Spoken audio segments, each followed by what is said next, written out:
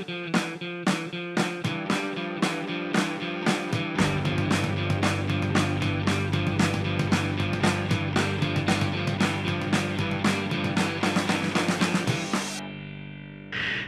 Yogi Barrett, let's try to do this.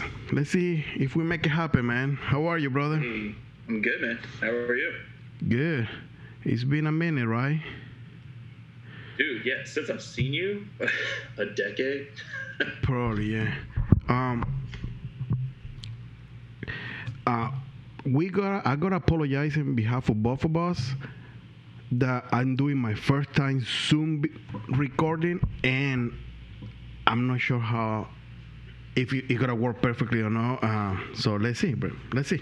Well, I mean, at least, if nothing else, at least you get the audio, right? Hopefully. Hopefully I get something. I don't know. I don't know what I'm gonna get out of this. But let's see what happens, man. Yogi, how you been, man? Good, man. How was the Working. pandemia time for you guys there? The what? The pandemia. COVID, how was with you guys? Well, I mean, I don't know. For a lot of people, I guess it was pretty brutal, but for us, it was, I don't know. I'm a bit of a recluse, so I don't really like to go out a lot and do stuff. Like, you know, I'm an artist, so I fucking, you know, I stay locked in my room, like painting, sculpting, drawing, you know, doing something on the iPad, creating merch, making music, you know, that kind of thing. So I'm always like just doing something of the sort. So for me, it wasn't that bad. I mean, I was totally fine with just like going to the grocery store and going home. You know what I mean? Cool, yeah, definitely. You single, you married, you have kids? I have a fiance and I have a kid. Awesome, man. How old is your kid? She's about to turn 7. 7? Yep. Oh, my boy is 5. Okay. Pretty Right cool. on. Yeah. So you know what it's like. Oh yeah. That's what I asked, because I don't know how you find the time to be for so long in your room doing art and stuff. When I'm not tattooing, I don't have time to do anything else, pretty much. Yeah. Well, you know, she does really good, just like kind of playing on her own and stuff like that. You know, she does like to do stuff with us, and you know, I'll paint with her sometimes, or her mom will do something with her, or you know, her grandma and stuff like that.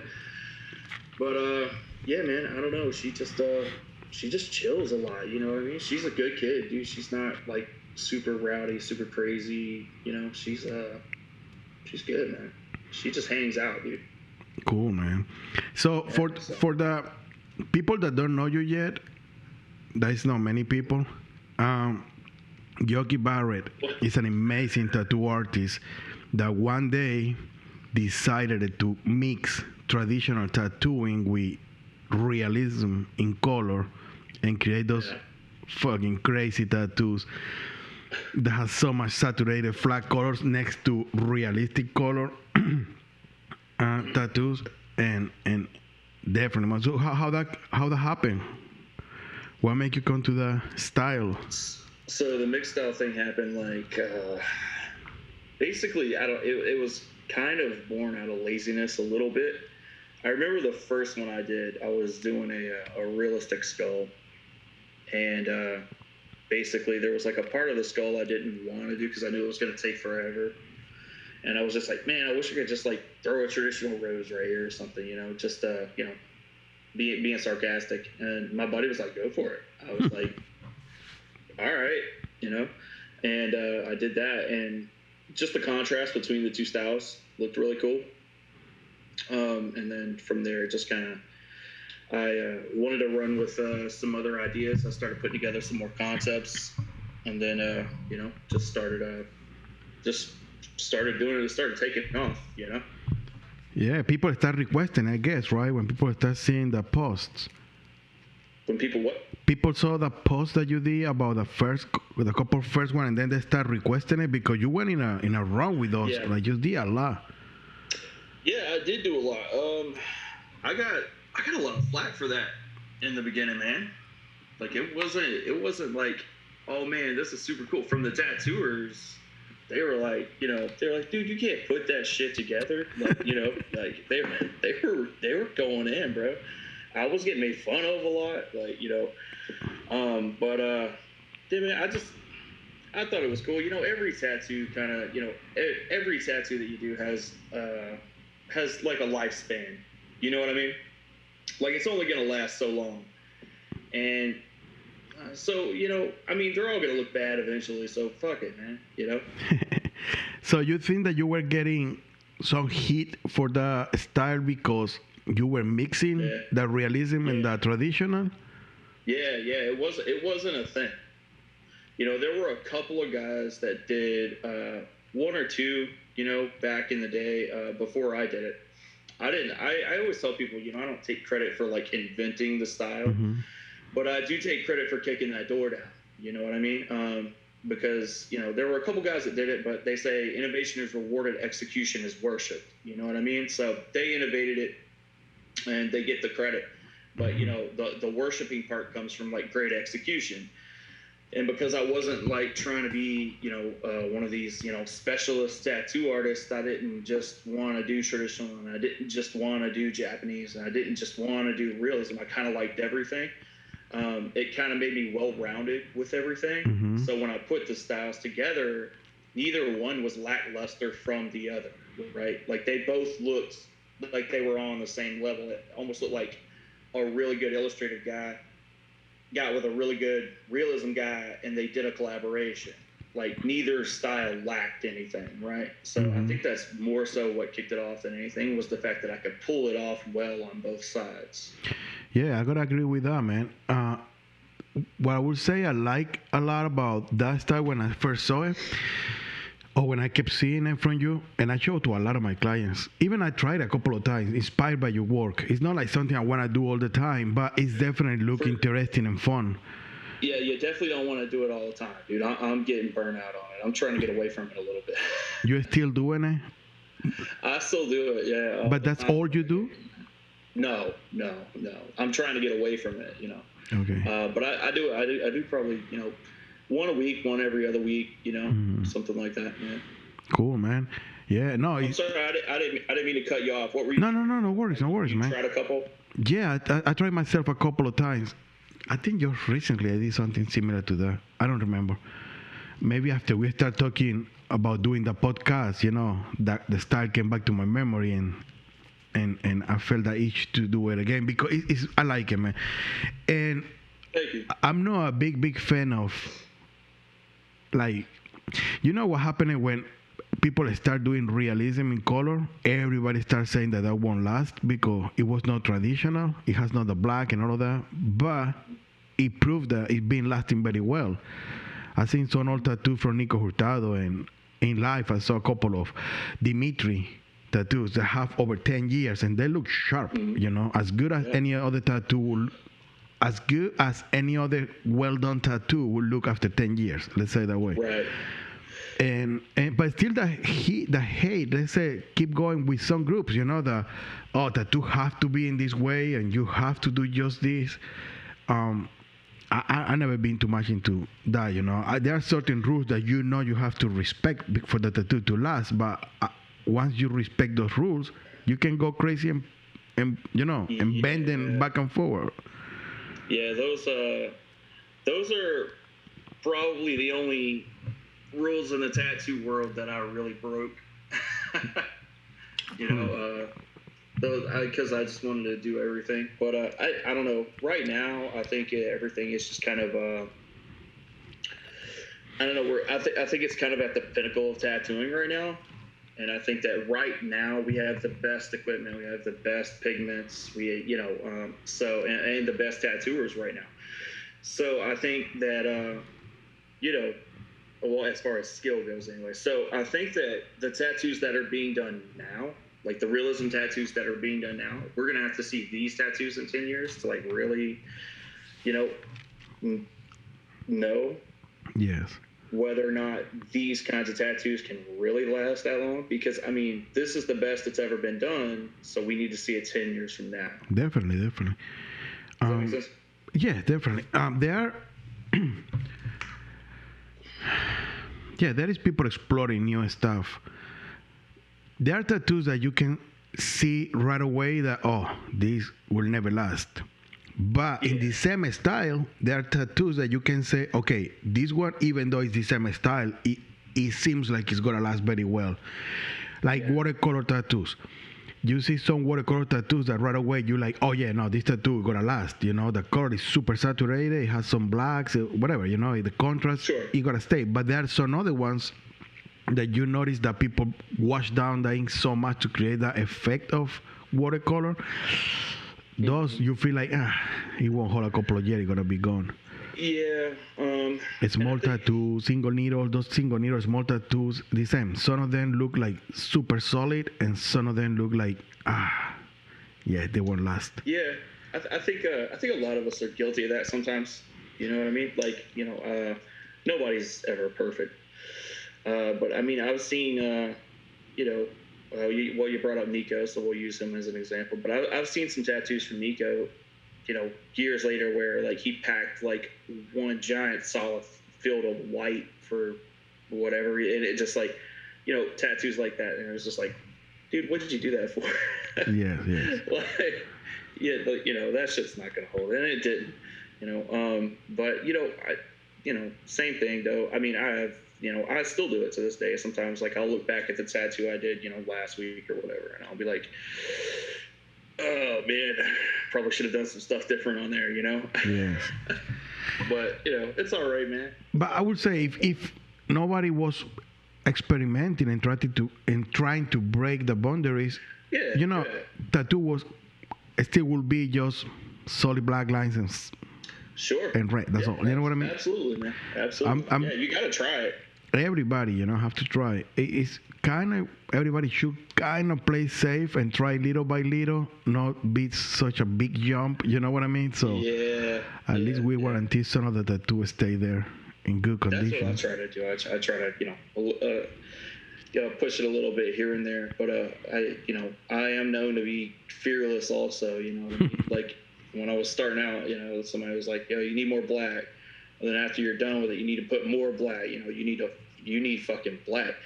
I was like, all right. So I was just like, fucking went crazy, dude. So much black. And eventually got to the point where I had to dial it back a little bit. I was putting too much black, Mm-hmm. But yeah, man, How long you been tattooing for now? So, hold on. Cheers. Thank you, sir. I don't know if you've had this liquid death. No, I never tried it. What is that? It's water. It's water in a can. That's a fancy name for water. Yeah, it's it's just like cool. It's water for men. But it's sparkling water? I think I heard that. No. They do make sparkling water, but no, it's just water in a can, dude. I don't know why I like it so much. The only way I can explain it is like if you drink Coca-Cola in a can versus Coca-Cola in a bottle, it hits different, right? Yes. So kind of the same thing. Like I've just been drinking these now for like 3 weeks. Like, dude, I love them. I gotta try it, but it has no flavor. It has nothing in it, but vitamins, anything. Nope, just water. Oh wow, water. That's weird. And I like it. I get it at Publix, dude. I'm trying to think like at least it's better than plastic bottles, right? Right now the plastic is killing the planet. So I do feel like I'm helping the environment a little bit. I never got into different water from tap water, man. I don't know why. I always been into tap water. There is a couple of times traveling that there are cities or countries where they say yes, don't drink tap water because it's not safe. But other than that, I try to stick with tap water all the time. Okay. So how long have I been tattooing? Professionally, 11 years. Altogether, 16. I started when I was 17 years old. How you started it? Oh, you're young, bro. Yeah, I'm 33. Cool, man. Yeah. So I started, you went and bought a tattoo machine or a kit in Amazon, eBay stuff and started tattooing your friends, or you were in a tattoo shop doing drawings for somebody, and then how that happened? No, Amazon wasn't a thing yet. No, yeah, definitely. eBay was like, had been kicking for, eBay was still kind of new, I think, back then. I made like the prison setup. Oh, cool. Yeah, I did the whole the ink pen with the the guitar string, No way, really? the remote control car motor, the milk cabinet, the whole deal. Explain to me how you did needles with a guitar string. I heard that a couple of times. I never. Yeah, so you take a guitar string. It's usually the E string, which is like your first string at the bottom. Mm-hmm. But so you take the small string and then you kind of sharpen it. You file it down on something so that it gets like even sharper, right? Because it's already thin. Mm-hmm. And then you run it through, because there's like the ink pen. You run it through there. You got the toothbrush bent and like fucking everything taped to it and everything. But, you use like as a single needle, or you did grouping with those strings? A single needle. Yeah, Damn. you can't do groupings with those. and it doesn't bend too much. No. It's going so fast that it gets the job done. But you cut it short and tied it up to a bar that goes inside of them, or the needle is that long that goes through the whole pen. So how it works is there's a remote control car motor, mm-hmm. and then it has like the little thing that sticks up on top that spins, right? And so what you do is I took the top off of like the milk jug, mm-hmm. and I cut the sides off of it, so it was just the top of it, and I burn a hole so that like it could sit on there, and then I burn another tiny hole off center, right? The needle ran through and then bent and then went into the hole on the little lid, so when it would spin it would push it, and it pushed it through the end on the on the pin. Wow. Yeah, it was not good. Have you seen recently any of those tattoos that you did with that kind of needles or guitar string? I mean, I have one on my hand. Yeah, I mean, it's still there. It's fucking still there. Crazy. Is that a good memory or a bad memory? It's a good memory. It is, right? I mean, at least it worked out. It would be bad that now you were in a bank looking to, in an office job looking at a tattoo. So, but I've been into tattoos since I was like 6 years old. 6 or 7. Dad came home from prison and he had tattoos. And Your dad? I lived in like Podunk, Ala fucking Bama, man. You know what I mean? Nobody had tattoos. So when he came home, he had a bunch of prison tats, and I saw him and I was like, holy shit, dude. I was just like smitten by it. You know what I mean? How long he was there? How long? What is your memory like before prison and after prison? Like no tattoos and tattoos, or he had tattoos and then he got more? So, Dad did, I think, just short of a 5-year stint. So, I mean, I was 6 or 7 when he got out, so I didn't even remember him going in, right? But yeah, when he went in, he didn't have any, I don't think. And then when he came out, he had a lot, Wow. I mean, I guess you got to have something to do to pass the time, right? I bet. So yeah, when he came home, I saw him, and then that's when I knew that that's what I was gonna do. You know what I mean? I didn't know, I had no concept of like a job or money or anything like that. I was just, all struck by tattoos.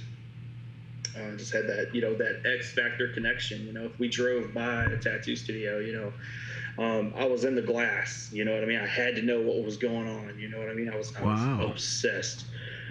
So, yeah, man. As I was growing up, Dad would buy me the tattoo magazines and stuff, because back then, you still had to be 18 years old to buy them. Really? Because they were still very much connected to the the adult world. You know what I mean? Yes. There were boobs and stuff like that in there. You know what I mean? But I mean, he would take those pages out. But yeah. So. But the rest was fine. You know what I mean? And I would sit at the kitchen table, and I would just draw, just page after page after page.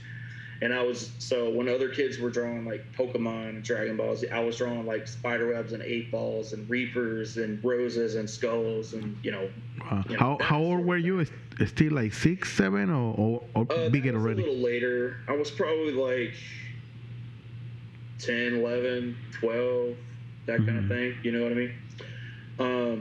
And then so eventually, just from looking in different tattoo magazines, back in the day, in the back they would always have like the pages of Flash, right? And so that's where I got the idea to start drawing pages of Flash, right? So I started doing that. Just, I didn't even know what the fuck it was. I'm just drawing it.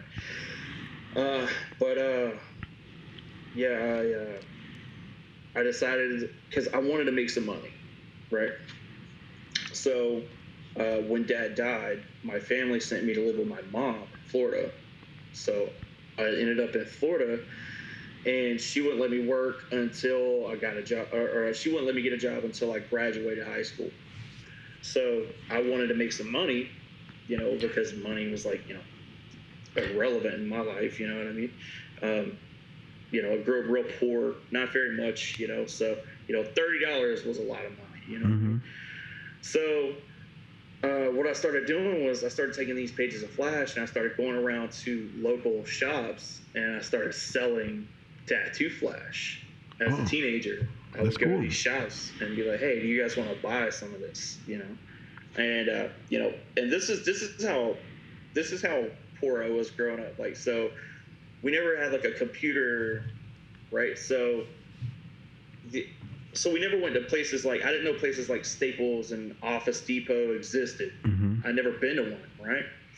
And especially growing up where I grew up, there weren't any, right? So when I got to Florida, I'm drawing these pages of Flash. I'm going to these shops and I'm selling them for like, I don't know, I think it was like $10 or $20 a page or something like that. I'm selling like the real. Oh, the original one.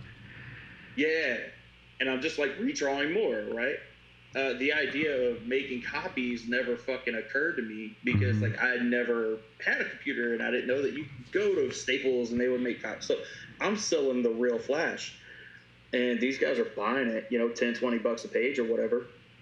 And but I would keep doing it, and I would keep like hanging out, trying to pick up some little tattoo knowledge here and there, whatever I could hear or listen to, because I'm 17. That's when I started with like the whole prison setup. You know what I mean? So I'm trying to get like any bits of information I can while I'm in there. And then eventually turned 18, got tattooed there. And then one of the dudes that used to see me come in there eventually ended up giving me an apprenticeship. Wow, man. Crazy. So if you don't mind, let me ask you a little bit. And of course, if I am crossing any line, you feel free to say, like, I don't want to talk about that, Javier. Don't be nosy.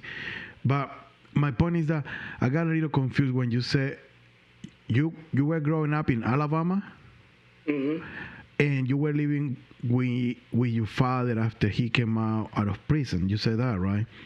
Yeah. But then after your father died, you moved to Florida with your mom. So it meant that while you were in Alabama, your mom wasn't there. So, but your father was in prison. So who you were with? Oh, so when I was little. Yeah, from 1 to 6, let's say, or something. Oh man, that's that's a crazy story. I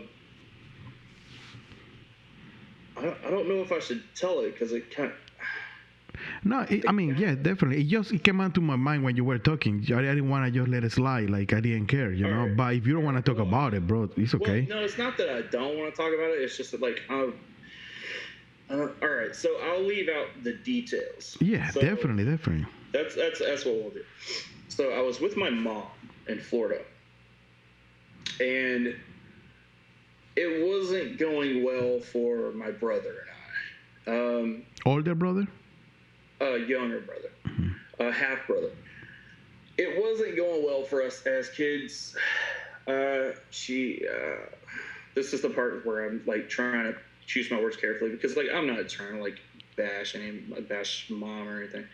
But like when we were younger, she wasn't the best mom, right? Like so. we were living in like pretty bad conditions, right? So my father found out, and she had I don't know if it was her husband at the time, maybe her boyfriend, but he was a drunk, and physical abuse, I remember getting smacked down the fucking steps when I'm like 4 years old, that kind of thing. So my father found out what was going on, and he told his family. He was like, well, if you don't go get him, I'm going to. And my father was a hard ass, so they knew he was serious, and he had broken out before, so they knew he would do it. So they were like, well, fuck, dude, we got to go get him, So my family in Alabama, who I never met, by the way, not that I recall, because at the time I'm, 4, 5, 6, I'm living with my mom in Florida. So they come up with a plan to come and get me. And my aunt helped in the situation. She came over to the house, and I don't really recall if she talked to my mom or what kind of bullshit she spent to like make it happen. But she got me into the truck, and not like she didn't have to like persuade me. It was my aunt. I was stoked to see her. So, I was going with her over to my grandmother's house, my great-grandmother's house. And so I got in the truck with her, and I remember there being M&M cookies. I remember that specifically, right? Because like we were hungry. There wasn't a lot of food. So I remember that, and I remember fucking those cookies up, dude. But what I think happened, I think, I haven't talked to the family in like 15 years, and that's another story. But so I mean, I don't know if they put something in the cookies. Oh. Because I don't remember anything after I ate the cookies. And then I remember waking up in a car with people I didn't know. And they were like, hey, it's okay. Like, we're your family. Oh, this aunt, it was your mom's sister. And you were the one that picked you up? This was my great-grandmother's, one of her daughters. Okay, but your grandmother, all of this is your mom's side still? No, father's side. Oh, your father's side, okay. Father's side. My mother was adopted. So father's side. Mm-hmm. So this is his family, right? So, yeah, dude, I don't know if they put something in. I think they fucking drugged me, dude. Wow. Then fucking, like, basically kidnapped me and fucking took me. Sure. And, it took me up to Alabama, and I was living with them, and then I remember there being, like, this huge, like, custody thing going on. Because obviously, like, you can't just fucking do that, right? But once all the evidence was provided in court of how I looked when they got me, things like this, the judge was, like, pretty much ruled in their favor pretty quick. He was just like, yeah, kid's better off right here, So that's kind of what happened. So I was basically kidnapped by my other family. By your father's side family. Wow, my man. father's side, and then I was living with them when he got out of prison. So, but you feel like you got kidnapped, but your mom knew that they were taking you. Like you guys had a conversation after, like you talked to your mom, like what? How was that? They asked you to. Never had that conversation. Oh, no? Never had that conversation. Like, I don't want to have that conversation because then it gets into why it happened. And, I was living with her, right? So it's like her and I, we're not super close. You know what I mean? Like, we're cool. You know what I mean? Like, I'm a grown man now. You know what I mean? So, I mean, she sees the kid whenever we go to Florida sometimes, that kind of thing. But, it's not like we're not super close. You know what I mean? Like, and whether or not she, I could tell that she kind of like regrets the things that, happened and how I was growing up when I was with her and that kind of thing. And then, that being like the reason that, these people had to come get me. And then, going up there with them wasn't. Up there, it was like mental abuse, and then it was like, growing up with like tough ass cousins, and then I was the only white kid in the projects, and I had a real tough life, man. Sorry, this is kind of like a bummer segment. I mean, but No, man. Yeah, it was tough, dude. I grew up like a tough kid, fighting a lot and that kind of thing. So which is why now being older, like I try not to. I mean, I haven't been in a scrap in probably 7 years, man. Like since Mia was born, I try not to be rambunctious anymore, or try to stay straight and narrow, that kind of thing, Mm-hmm. But yeah, it was tough growing up, man. I didn't have it good with either side, to be honest. And when Dad got out, I mean, he wasn't the greatest father either. You know what I mean? Like, he pawned me off of my grandma a lot and would go, fucking, I don't know, to other states and fuck women and, did go, he was young, they were teenagers when they had me, you know what I mean? So neither one of them were prepared, But yeah, dude, I mean, it was a tough upbringing. You know what I mean? How old were you when your father passed? 17. So at least you were a little bigger. Yeah. You know what? It's that you say. I'm sorry that it's a bummer. No, man, it's awesome. Now you run your tattoo shop, right? Yeah, Messenger Tattoo. Messenger. So how long you been owning that place for? A year. Oh, a year. It's a new one. Yeah. I like I said, I follow most of the rules in the tattoo world. Mm-hmm. I think it's important to have some sort of a code to live by, and tattooing is my code. So, I waited the 10 years and opened my place. Awesome, man. And where are you now? In Georgia, right? Yeah, I'm in Georgia. Yep, Sonoya. A lot of people don't know where it is, but as soon as you tell them it's where they filmed The Walking Dead. Oh, sweet, man. That's yeah. So, if you've ever seen the show, every morning when I drive to work, I drive right through. There was like I think the second or third season. I drive right through Woodbury, the town that they filmed it. I mean, that is the main street. I drive right through Woodbury every morning. And then I drive right past Alexandria, the big, where they're gated up and they have their community and everything. So it's pretty cool. You run into them sometimes. My fiance ran into her two favorites, actually, at the flower store the other day.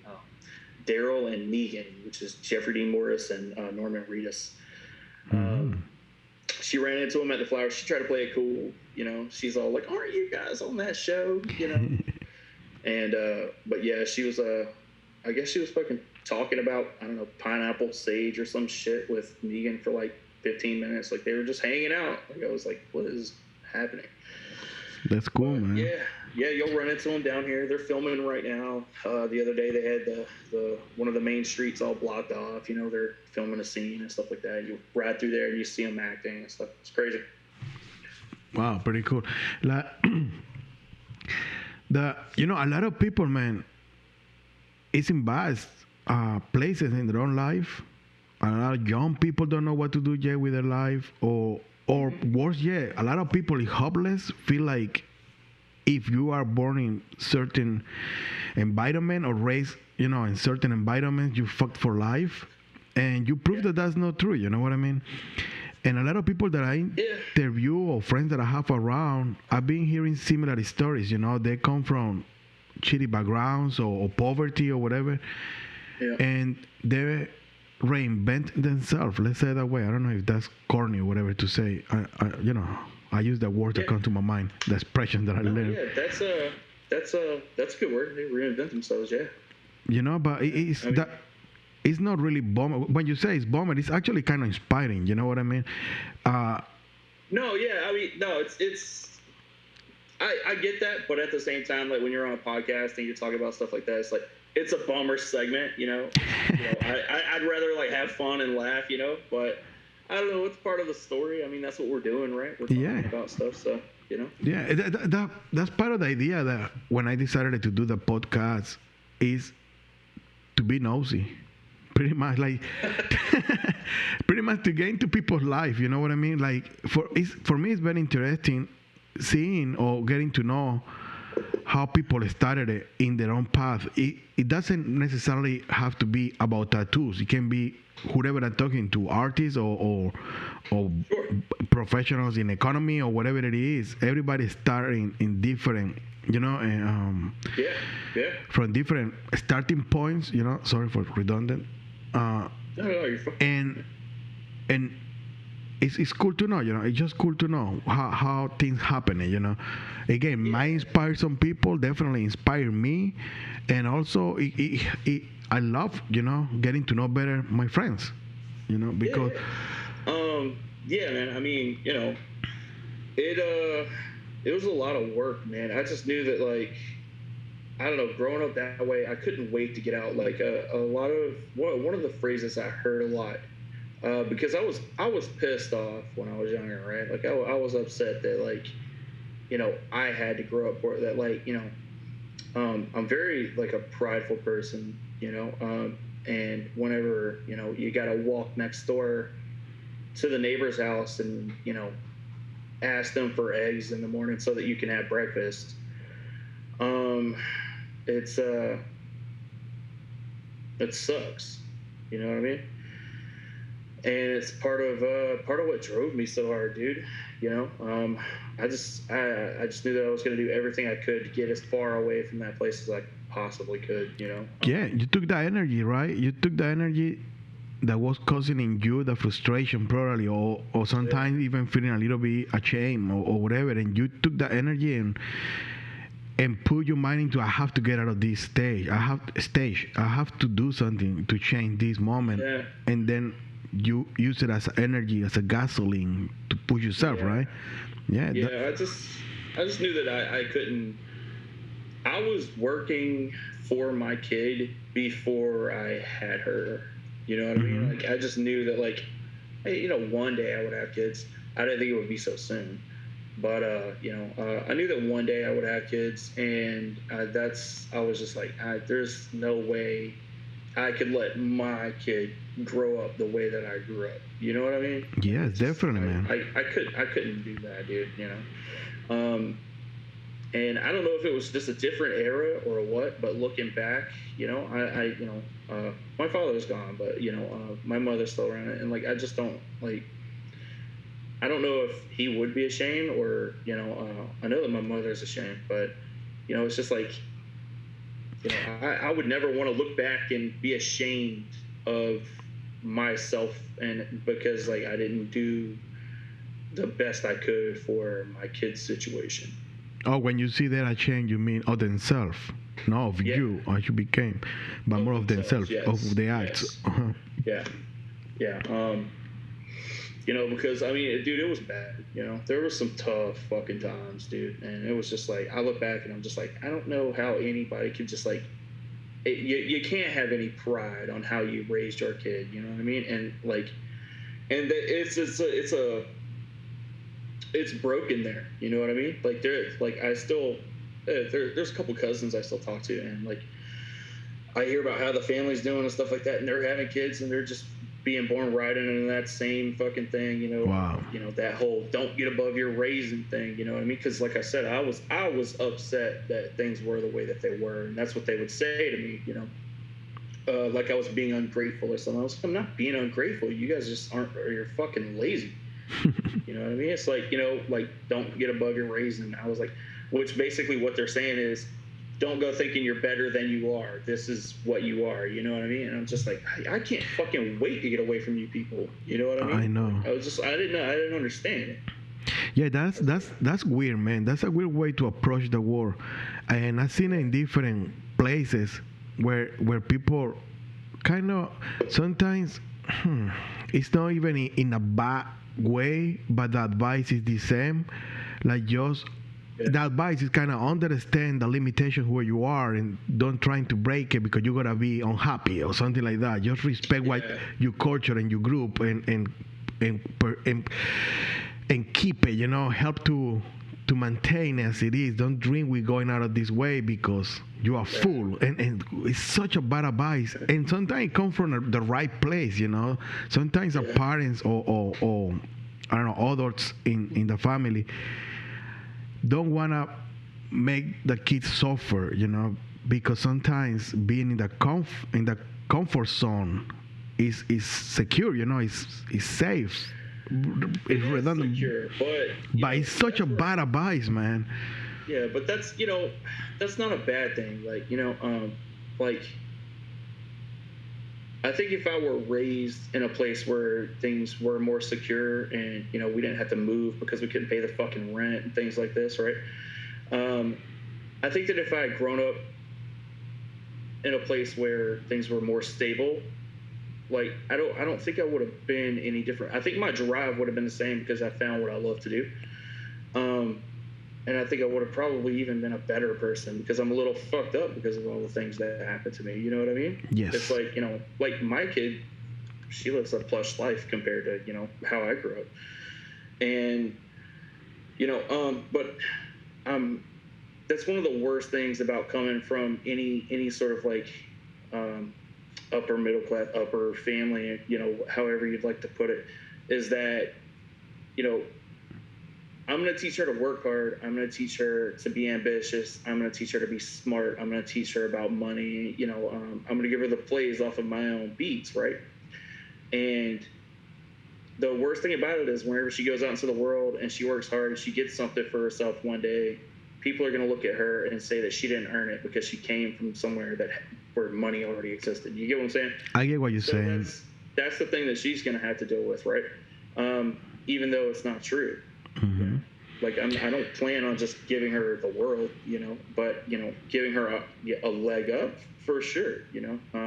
I think you're supposed to. I mean, that's what you fucking do as a parent, right? I guess so too. I 100% agree with that, and it shouldn't be any shame on her as a grown-up person when the time comes to feel that she's less than somebody else because she started it with a loving family or whatever. No, I mean, right.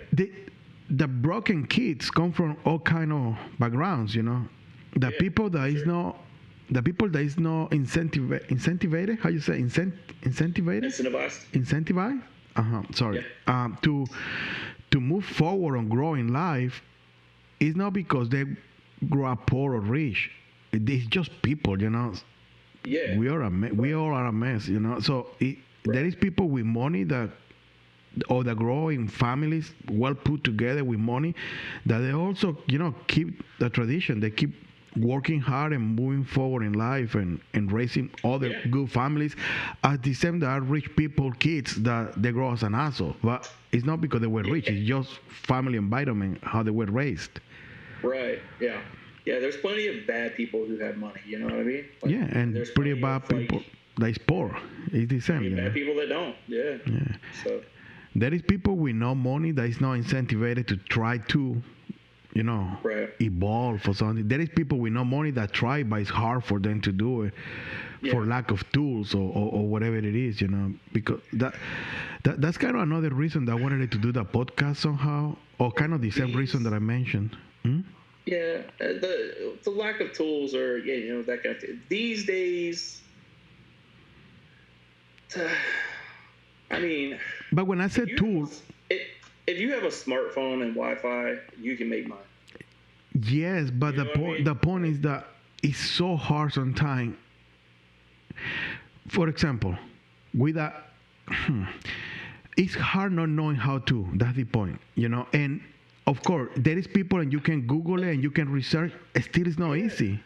You know what I mean? But still, it's not easy. It's not easy to find a way. What I'm trying to say, it's not like it's not easy to do. It's not easy to find a way. For me, myself, man, just something very simple. I'm sorry, we can't try to be talking at the same time. So I'm so sorry, man. But just to give you a very simple and very, very simple and a kind of dumb example. Even in the position that I am nowadays, in everything, with my career and my economy or whatever, I've been trying to understand TikTok, and I can't find a way. I put a couple of videos and I get annoying, get out. I got like 8 followers in TikTok. You know what I mean? And again, it seems to be a very stupid, like nonsense compare. But what I'm trying to say, I have all the tools. I have internet, YouTube, I have Google. I can go deep and find that ways to make myself popular in social media, and I just don't do it. It's not because I don't have motivation in life because I got plenty of motivation for so many other stuff. But it's just that some of my friends decoded and they right now have millions of followers, and I never got to do it. You know what I'm trying to say? But my point is, you have a direction. Yes. Right? Like, you know what to do. You know to go on YouTube and search it. Yes. You have access, right? Like you have YouTube, you have Google. I mean, you, like you said, like you just don't want to. Okay, that's fine. You know what I mean? I don't fucking want to either. I haven't. You know, I don't fuck with TikTok. But farther than don't want to is that when I try to find the ways and I kind of repeat the advices, it didn't work for me. And I just stopped going deeper into that rabbit hole because I just didn't even have the time to go in the rabbit hole, you know? Right. Yeah, you know, that's the thing. Like, you know, you're busy. You're doing other things, right? We're talking about people who aren't doing it. But you ever heard about the time to go research? They have, you know, like if the only thing you have is like, you know, if you're sitting there and you're collecting a check and you're not fucking doing anything, but you have a smartphone and you have Wi-Fi, it's like, man, I really wish I had more money. It's like, well, you fucking can't. It's like, how? Like, I don't know, fucking Google something that, like, go to Goodwill, take $20, buy something, turn around, sell on eBay. I don't know how. Make an eBay account. I don't know how. Fucking Google it. Like, you see what I'm saying? Like, you have a direction. Go Google it. Go YouTube it. Do a little research and get started. Like, no, yeah, but what I feel is hard or more complicated is putting that driven in people, and I don't feel like I can criticize people saying like, oh, you don't have motivation just because you dumb or because you don't take the time to do it. I just feel like it's something cultural, something that comes deeper from environment, from where they grow up, for the kind of, you know. And again, even in the worst environment, there is people that comes out and turns to be whatever, millionaire or successful or happy, or whatever it is, the, you know, the mark that they're using to measure success. You know, not necessarily have to be money, but whatever it is. But at the same time, it's very hard for other people to do. And I feel like it's not just, oh, you're lazy, you don't do it because you just don't want to. You know, I just feel like it's something else. You were talking about... Did you ever read or hear about that book, Poor Dad, Rich Dad, or Rich Dad, Poor Dad? Yeah, I read it. Yeah, I felt like when you were talking, when you were talking, I felt like you mentioned something from the book. But that's a kind of a... Well, I read that book because Rembert told me to. He you know, recommended it to me. And it was so clear seeing when they were talking about those, when he's talking about in his house, he grew up with great advices. At least we would say it's great advice. It was a solid family, a very working father that said, okay, you have to study, you have to graduate, find a good job and raise your family. And then he got the other father, the rich father, that giving the other advices like, you don't need to work as a slave, you need to be smart and know what to do with your money. Don't work for money. So I myself identify a lot with that book because even though most tattooers would. Yeah, but even though I grew up in a family with love, it was just my mother, not my father, but it was love, it was no money still. And definitely my mother couldn't give me any kind of advice for money, like how to invest it or anything, right? Because we live day by day.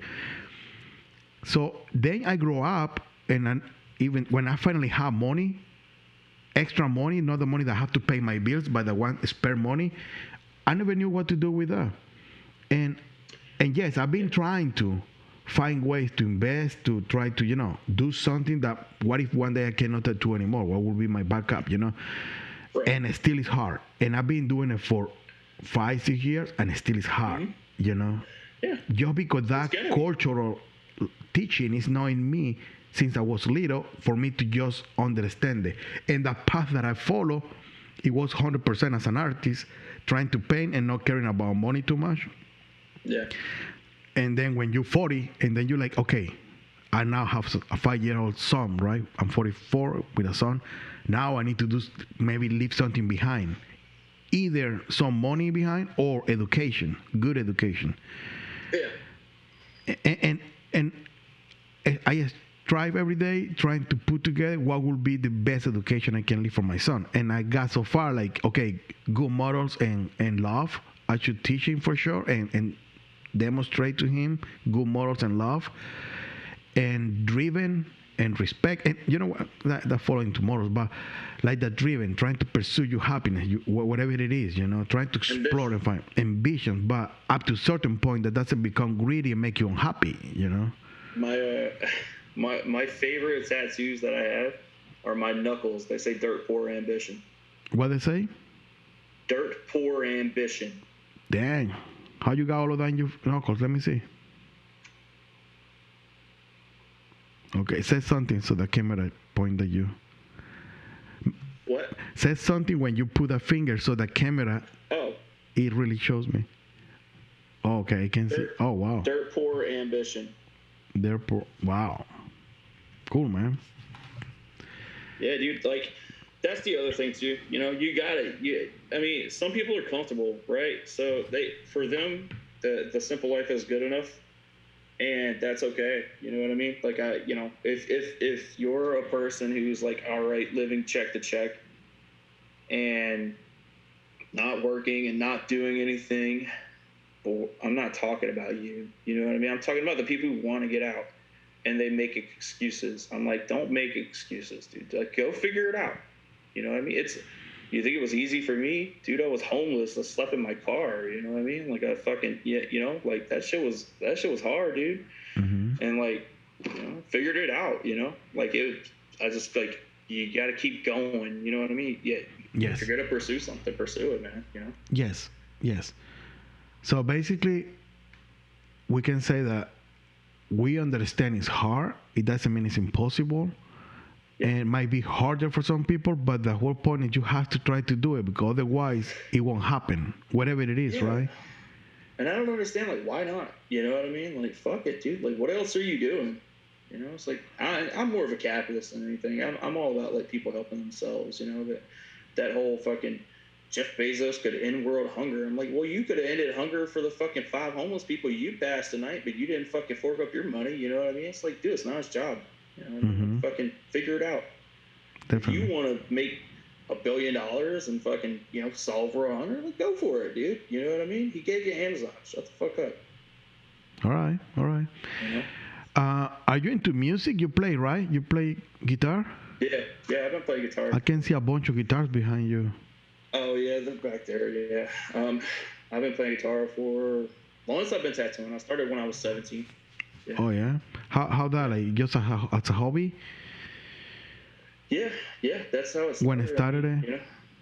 Yeah, I started about a week after Dad died.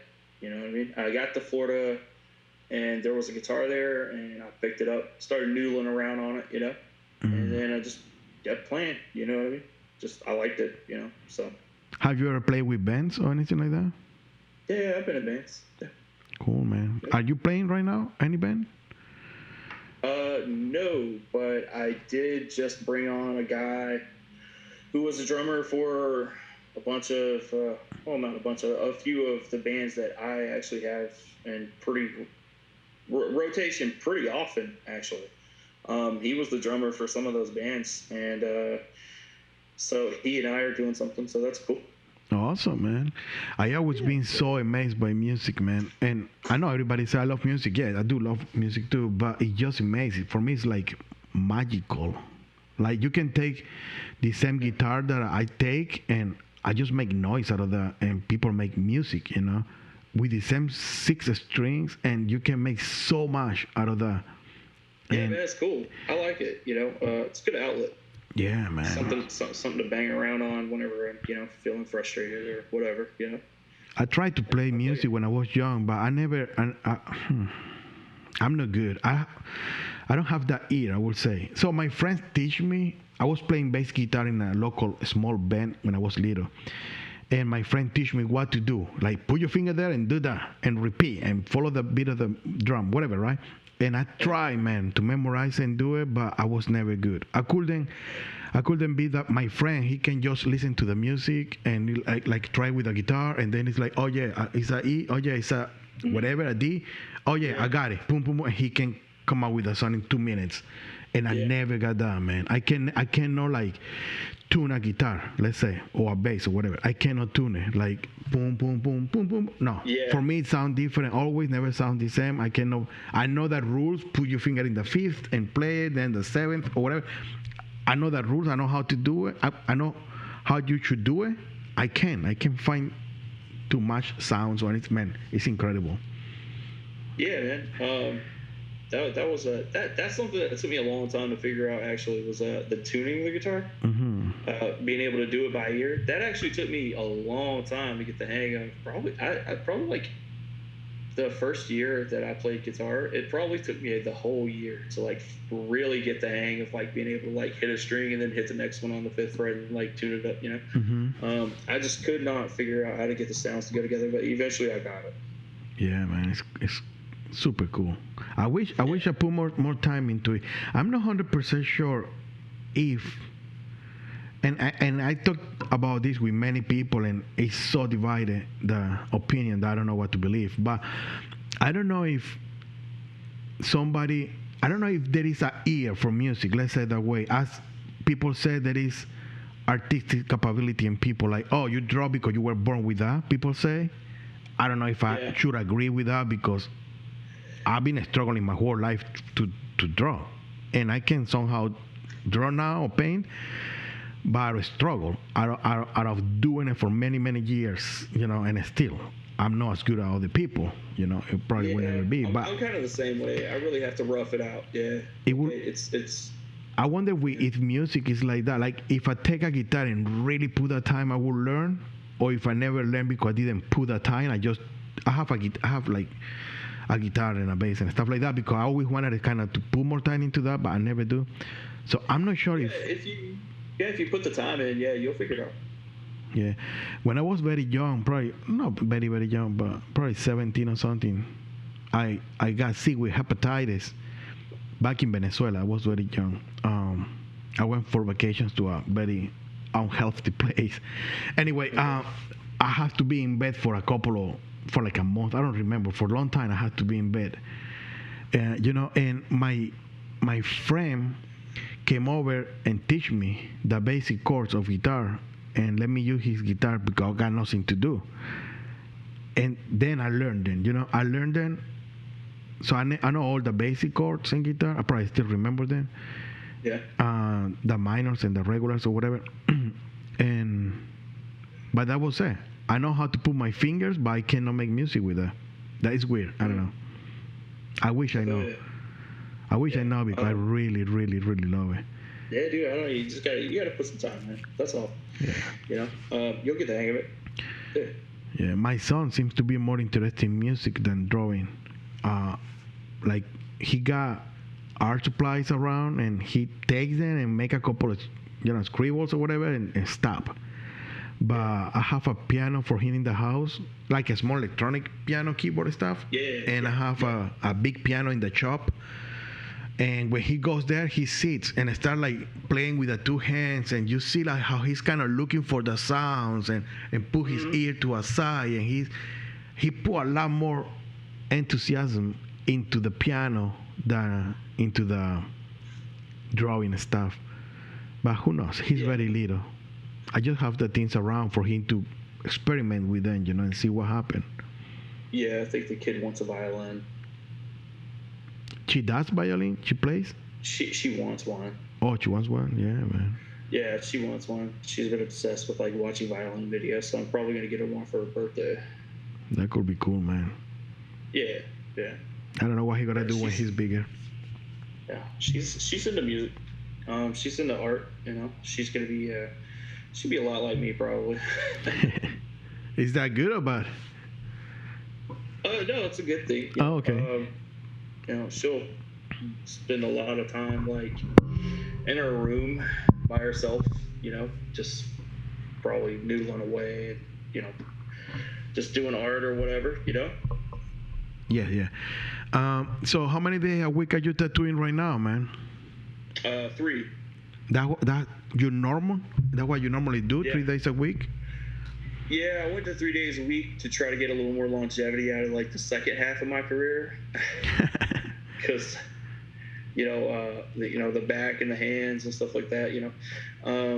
Things are starting to hurt a little bit. So I'm like, just taking it easy. How are your hands? What kind of problem you have in your hands? How you would describe it? I did some research. It's not arthritis. It's not tendinitis. It's not Carpal tunnel. Carpal tunnel. No, it's none of that.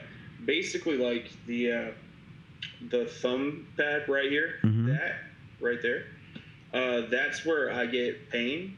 And I did some research. I actually looked up the specific muscles and things like that, and then I typed them in and put pain after it to see like what came up, and basically like it was saying that it happens with people who like use their hands a lot, like a lot, and so I kind of fall into that category. They don't give me too much trouble, but that's why I went to 3 days a week, so that like they could I wouldn't have a whole lot of trouble with them. I want to go back to jiu-jitsu, but man, like I just don't know if because that's a lot of like gripping and pulling on lapels and sleeves and things like that. So I don't know if that's going to be a good thing or a bad thing for my hands. I don't know if my hands will get stronger for it or if it's going to take years off tattooing. So I got to get them checked out, find out if it ends up being the latter. If it ends up being like that it's going to take time off of my tattooing, I probably ain't going to be able to go back. I have problem with my hands too, man, but it's different. I got like pain inside of these areas, let's say, like in the middle, sometimes in the joint, but most of the time the worst part is that they go numb. So if I try to paint, I drop the brushes because I lose the sensation. And go numb whenever I'm painting sometimes too. I think it might just be like the way that we're painting. Yeah, I don't know. I think it's the abuse. Maybe.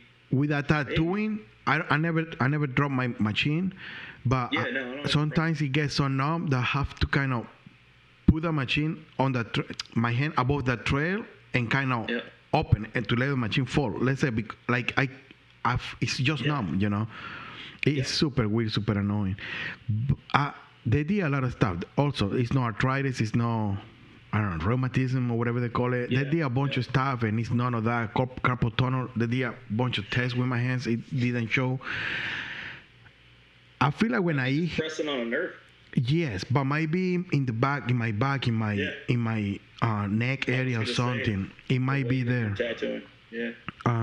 I got a weird squish when I do this movement. I got a weird grinding sound in my neck that it bothers me a lot, but it's nothing really terrible. It's just annoying when I press attention. Other than that, I don't care. But I noticed that when I eat healthier, even though I don't do it too often, but when I eat healthier, my hands get a lot better. It's weird. Yeah, the vegetarian thing helps a lot. I'm trying. If you've ever tried it. What I'm trying to do is cut the white dogs, like how you say that, like the white corn. Oh, like low carb, like you're cutting out like carbs and stuff like that. I cut the carbs and the sugars most of the time. Now and then, I eat a little bullshit, but whatever it is, like bread and stuff like that, is the one that feels. Glucose. I think it's. Is that it? Kind of, Am I thinking of the right word? That, how you call it, man? I don't know why I cannot remember that word. Is celiac? Is it gluten? Yeah, something related. I think it's related with the gluten. Gluten. Yeah, I think so. Gluten. But I'm not 100% sure. So I'm experimenting. Sometimes I feel it comes from red meats, but I'm not 100% sure. So what I gotta do soon, I gotta start is that I gotta cut everything from my diet and just eat certain stuff and little by little put more to see if one of those, make me feel shitty. Have you tried a vegetarian diet? Nah, man. No. Give it a shot. I probably will. It's actually not as bad as Are you? It is. I was for a while. I've been eating meat again, like a lot more. But it goes through phases. But I think I'm about to get back on it, man, because I do feel better when I do it, and I do feel less like joint pain and stuff like that, and I don't know, it just I feel lighter. Like it seems to work, it seems to work well, and it's not. Vegan's hard. Vegan's the fucking hard one. But vegetarian is it's not that bad, man. And Yes. Me personally, like I've been more of a sides guy anyway. You know what I mean? Like on Thanksgiving, I'm fuck the turkey. Like I want the rolls, then like the mac and cheese and the baked beans and the green bean casserole and like so I'm more of a sides guy anyway. So it doesn't really bother me. But yeah, man, give it a shot for a couple weeks. See how you feel. The second episode of this podcast, it was with Stefano Alcantara, and he's vegan. So he tells me a lot during that podcast about veganism and all of that, and it's working super well for him, man. He's like 40 something, and he look like he's fucking 32. He look young, healthy, and being vegan's tough, dude. That's real fucking hard. But the vegetarian thing, like, I feel kind of weird saying vegetarian because like even when I do the vegetarian thing, like once a week I'll still have a steak. Okay. You know what I mean? Like I'll still have a little bit of meat, for like once a week or something, just to kind of keep it in my system. That way, I don't ever like get to the point where like meat would make me sick, so like once a week I'll have a steak or I'll have a burger, but the rest of the week, I'll just vegetarian, or I'll eat meat if it's worth it, like I have a buddy who like does like he's like pit master fucking barbecue, man, and like if he shows up at the shop with some barbecue, man, like I'm going in on the barbecue. I bet. But for the most part, yeah, like the vegetarian thing, like it makes me feel better. I've been missing barbecue, man. I went to Texas for 3 weeks or something, 2 weeks, I don't remember. And I drove, so we stopped in Nashville for a night and all of that. And I ate a bunch of barbecue, but I feel like I choose the worst places for it because it not one of them was kind of okay, but when you go to the South, you kind of have in your mind like you gotta eat the best barbecue ever, because from you guys rather than up here. And no, man, we ate in a bunch of places and we didn't get anything that was like you would say, oh my God, I can't wait to go back, to a point that now I feel like I don't want to eat it anymore. It wasn't bad, it was just blank, whatever. It was not. A lot of barbecue places suck, dude, to be honest. Like, like a lot of them are terrible. Like we don't have any good ones around here. Like the best barbecue restaurant we have around here is a place called Jim and Nick's, and it's a chain restaurant. Oh wow! If that tells you anything about the barbecue around here, and there's like McMaster's down the street, and they fucking suck. But my buddy that makes barbecue, he makes some of the best fucking brisket I've ever had, and I have friends who there's a band. They're called Die Artist Murder. They're a huge deathcore band. They're from Australia. And when I was in Texas last time, they just so happened to be in Austin playing, right? Which was like an hour from me. I was in Waco. And, I saw them post that they were playing in Austin. I texted CJ and I was like, hey, bro. I was like, are you guys in Austin? Y'all playing tonight? He was like, yeah. I was like, I'm at Waco. Like, I'm an hour away. And he was like, dude, come hang out. So I went down and hung out. And when I got down there, these motherfuckers had Franklin's barbecue on the bus, and I don't know how they got it. Okay, have you ever heard of Franklin's? I heard the name of the place. You mean right? The barbecue place in Austin? The barbecue, Franklin's barbecue. Yeah. Yeah, they're super famous, definitely. Yeah.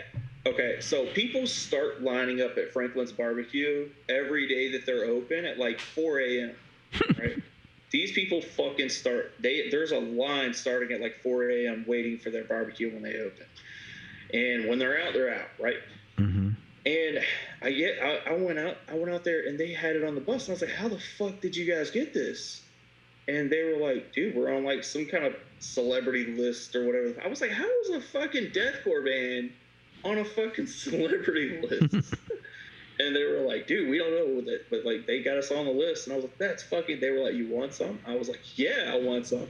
So I tried it, and I mean, it was insane. But my buddy Matt's brisket is better than Franklin's barbecue's brisket. Whoa. It's incredible. Like I couldn't believe it, to be honest, because like it's not supposed to be. You know what I mean? Like it's not. You know, that's not supposed to happen. But yeah, dude. I mean, the best fucking brisket I ever had. Like my buddy makes it. But yeah, there's not a lot of good barbecue down here, dude. I mean, you know, there's a few places here and there. Like if you're driving down the road and you see some old dude on the side of the road who's got like a pull behind smoker and he's like selling barbecue on the side of the road, that's what you want. Okay. Yeah. So that's what you're looking for. I got this advice from a couple of friends, and also I heard it from a couple of TV shows. When you go to a town, don't go to the fancy restaurant or whatever. Just ask the taxi drivers where they eat, because most of the time if they're local, they know the good places and the good prices, so you don't overpay for shit and you get the real, experience. I tried that like 3 times with very bad luck, man. Very bad luck. And not just in barbecue, in different cities, different kind of food, I really tried it because I thought it was a great idea. It makes so much sense, right? So we went to South Carolina once in Charleston, and I asked somebody, right, where they gave me the address, and we went. First, it was a very shitty neighborhood. Of course, if you gotta find the with a hole in the wall, you have to go to the shitty neighborhoods most of the time, not always. But the place was super dirty, and it has nothing to do with being in the bad part of the town, let's say, because you can have a shitty hole but still keep it clean and organized. Right. But it was a lot of flies and dirty glasses and shit that we walk out of there in 2 seconds. Yeah, dude. You know what? When I was out in Waco, I was at Lefty Colbert's shop. He's got a place called Infamousy. And when I was out there tattooing out there last time, dude, he took me to this place. Like, I'm a burger guy, right? I like burgers. Oh, yeah? Cool, man. He took me to this place called Cups. Right? And I was like, all right, well, let's go. So we go out to this place, man. And we pull up, and I see this place, and I was like, yeah, this is going to be fucking good. I was like, there's no way that this place would still be open if it weren't. Because we pulled up, like, it was a shack. I was like, dude, God. I was like, I don't know about this. I'm having second thoughts, right? I'm like, these motherfuckers are for sure paying off the health department, And, dude, we went in there, and it was one of the best burgers I've ever had, dude. It was insane. Like, it was fucking good, man. So I'm from Venezuela, right? Yeah. And Caracas, Venezuela, and different part of Venezuela is the same, but this experience happened in Caracas, the capital, right? One of the best burgers for us, at least, is the street carts. You can even find videos like burgers in Caracas street carts in YouTube, and you see those Demons burgers, man. Like, they're so good, and they're right there in the street, in the sidewalk with a lot of cars driving by and a lot of flies and a lot of mess. Man, those are the best burgers ever. You have to watch that video sometime, man, because it's amazing. Like, in Venezuela tradition, we put a lot of shit inside of the burgers. Like, we put like grilled eggs and ham, cheese, crunchy potato chips, and I don't know, the big one has chicken and the burger patty and smoked pork chops and bacon and shredded yellow cheese, like Gouda cheese, or Gouda cheese, whatever you pronounce that word in English. So avocado. It's a lot of stuff, man. It's like that. You cannot even close it. Right. Yeah. The best burger. I'm sure you will love them, man. Those are the ones, man. Yeah. Those are the ones. Definitely, man. So good. So I don't know if you remember this. Do you remember where we met? No, man. No idea. You? Yeah. Baltimore? No. Oh, fuck. No, we met. I can't. Yeah. You probably don't remember this. When I tell you, you'll probably be like, "What the fuck?" Um, so do you remember that really shitty show, Spooky Empire in Orlando? Oh yeah, of course. Yeah, you remember that? That what we met in the Orlando Spooky Convention. You were my first booth mate ever. I was that fucking fill-in that they put in your booth. Oh You remember shit. that? Yeah. That was me. Holy shit. I didn't remember that at all, man. Yeah, that last second guy that they had to fucking put in. Like, it was like Wednesday, they needed somebody. I did the paperwork on Thursday, and I was there Friday. Wow. Like, the guy that was doing $31 tattoos. That was you? That was me. I don't remember all the details, man. I remember the convention. Yeah, so I had nothing lined up, dude. I had never even done a convention before, you know what I mean? I had one tattoo lined up for Saturday, and it was like a Freddy Krueger or something like that. But, yeah, for Friday and Sunday, I didn't have anything. So at the shop that I was at, we would do these little pages of Flash, nothing crazy. And we would do, you know, you could come in and pick something off of that page, and we would do it for $31. And, you know, because it's like Halloween related, yeah, you know, 31. Yeah. And so that's what I brought with me, and I didn't know anybody. You know what I mean? Like, I didn't know that's not a good idea. Bro, but that was what, like 10 years ago? 10 years ago, yeah, something like that. So yeah. You were super young, 23 or something. Yeah, I was super young. Yeah, man. Yeah. You were my very first booth mate. Wow, man. We have to repeat that, man. We have to share a booth on where. Which is why I wanted to like hit you up on about the podcast thing. So, but yeah, dude. Wow, crazy, man. Yeah. How time flies, right? There was a cool convention. I never did it again. Right. I wish I did it again. For me, it was pretty cool because I met people. I met some people. Like I met me and my memory, man. I think fuck. I met a kid. Wow, I forgot his name. I'm so sorry if he ever get to see this. I don't think so, but just in case. I get to see. You know the Omen, the original Omen, the movie. That is with Omen. That is Damien, the son of the devil or whatever. That is a little kid that he knocked down the babysitter. He's in a tricycle. And the babysitter is kind of putting water in a plant on the second floor, and he knocked the shit, and she falls down into a glass table or something. I think I know what you're talking about. That's the original Omen. Yeah. Fuck, man, I forgot the name. Okay, that kid now is like probably 60 something years old, but in that convention, he was there signing posters and stuff. Yeah. And he was like 55 years old in that convention. So I met him, and he came to my hotel room. I tattooed him there, and he came with his girlfriend, and I don't know. It was a cool experience hanging out with a guy there. Super nice dude, man. That's right. I fucking hate. I forgot the name, man. So it's Harvey or something. Harvey. Fuck, I'm so sorry. I hate. My memory is like that with names, man. I so bad. And also, I met another guy that was a police officer in House of the Thousand Corpse.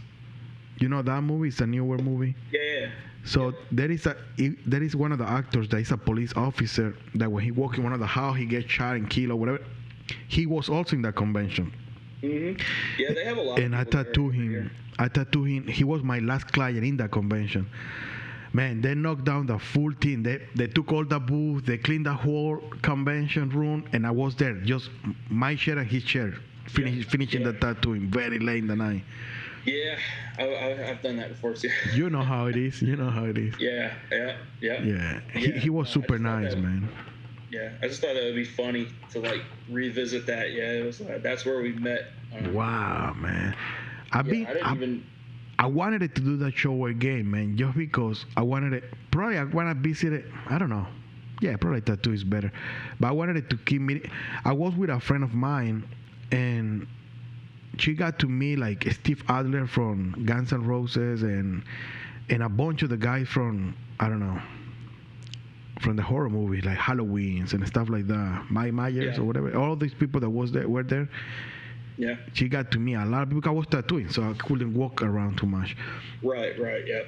Yeah. Yeah, man.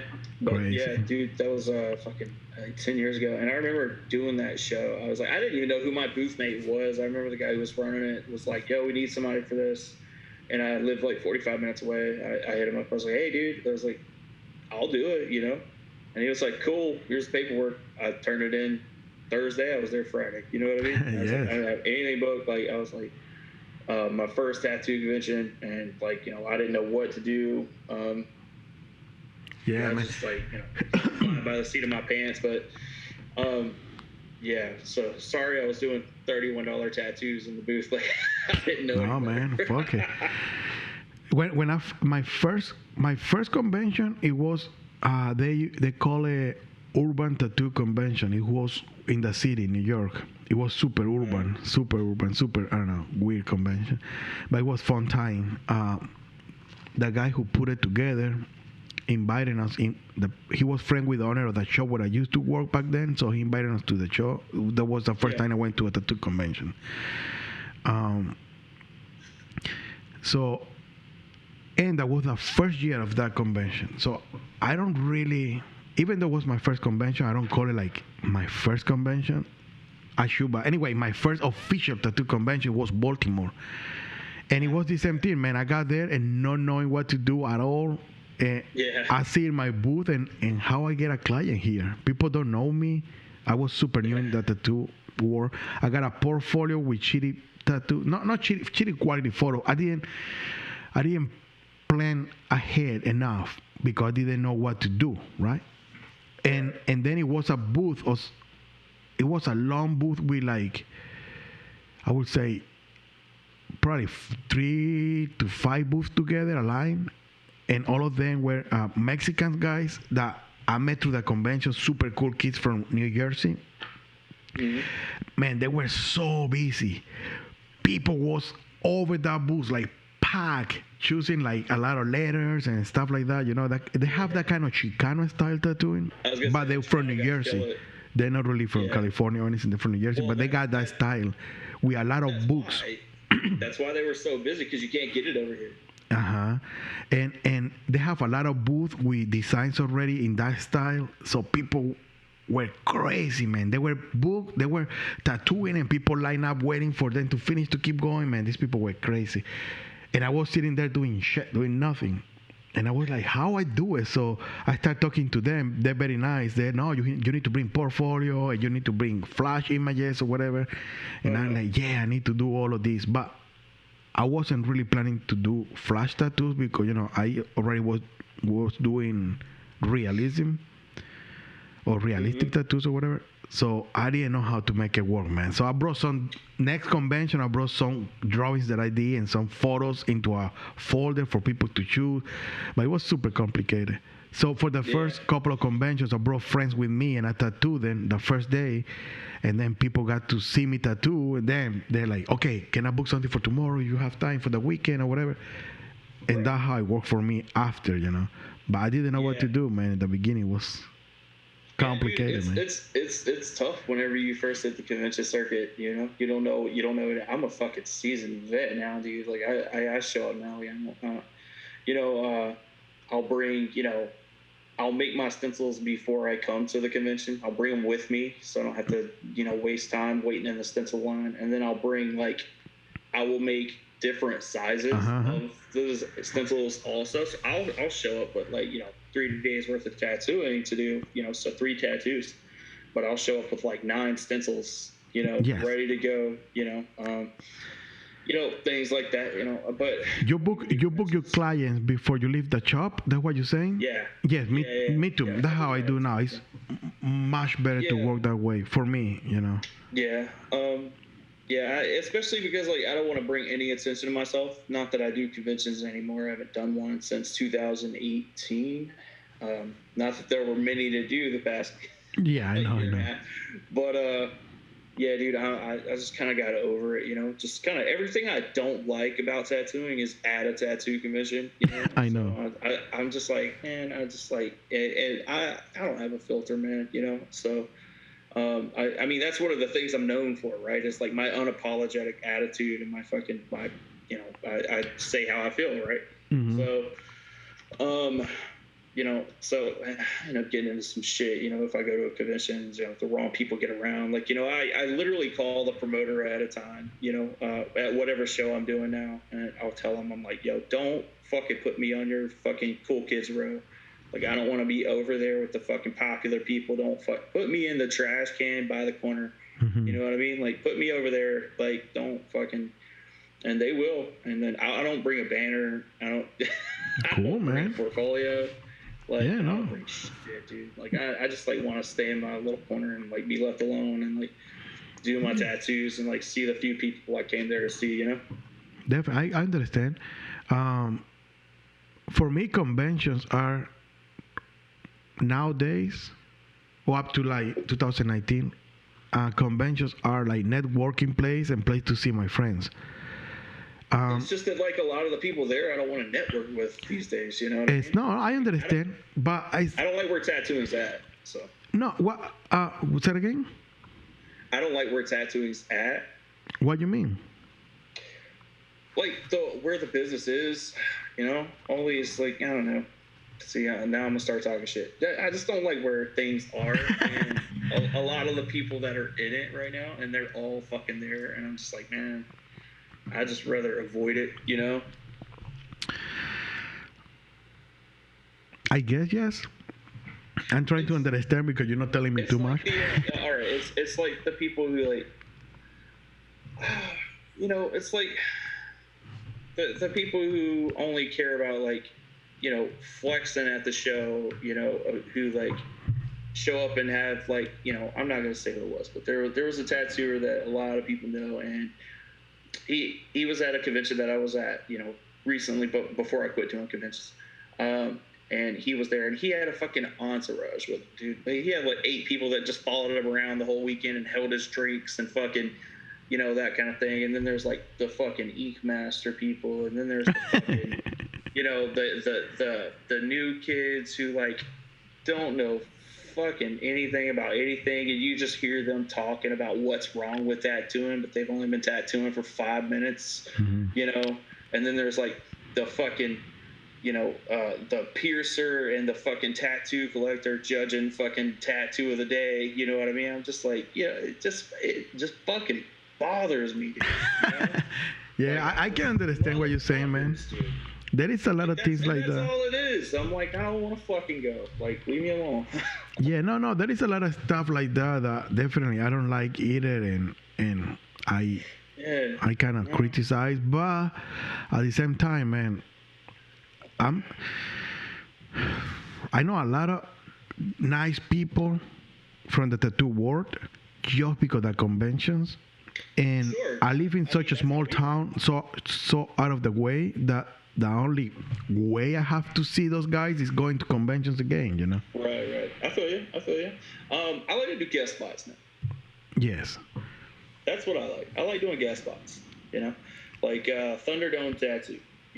My buddy Randy Randerson, the guy who does Monday Malarkey. So I love going. That's my favorite place to tattoo.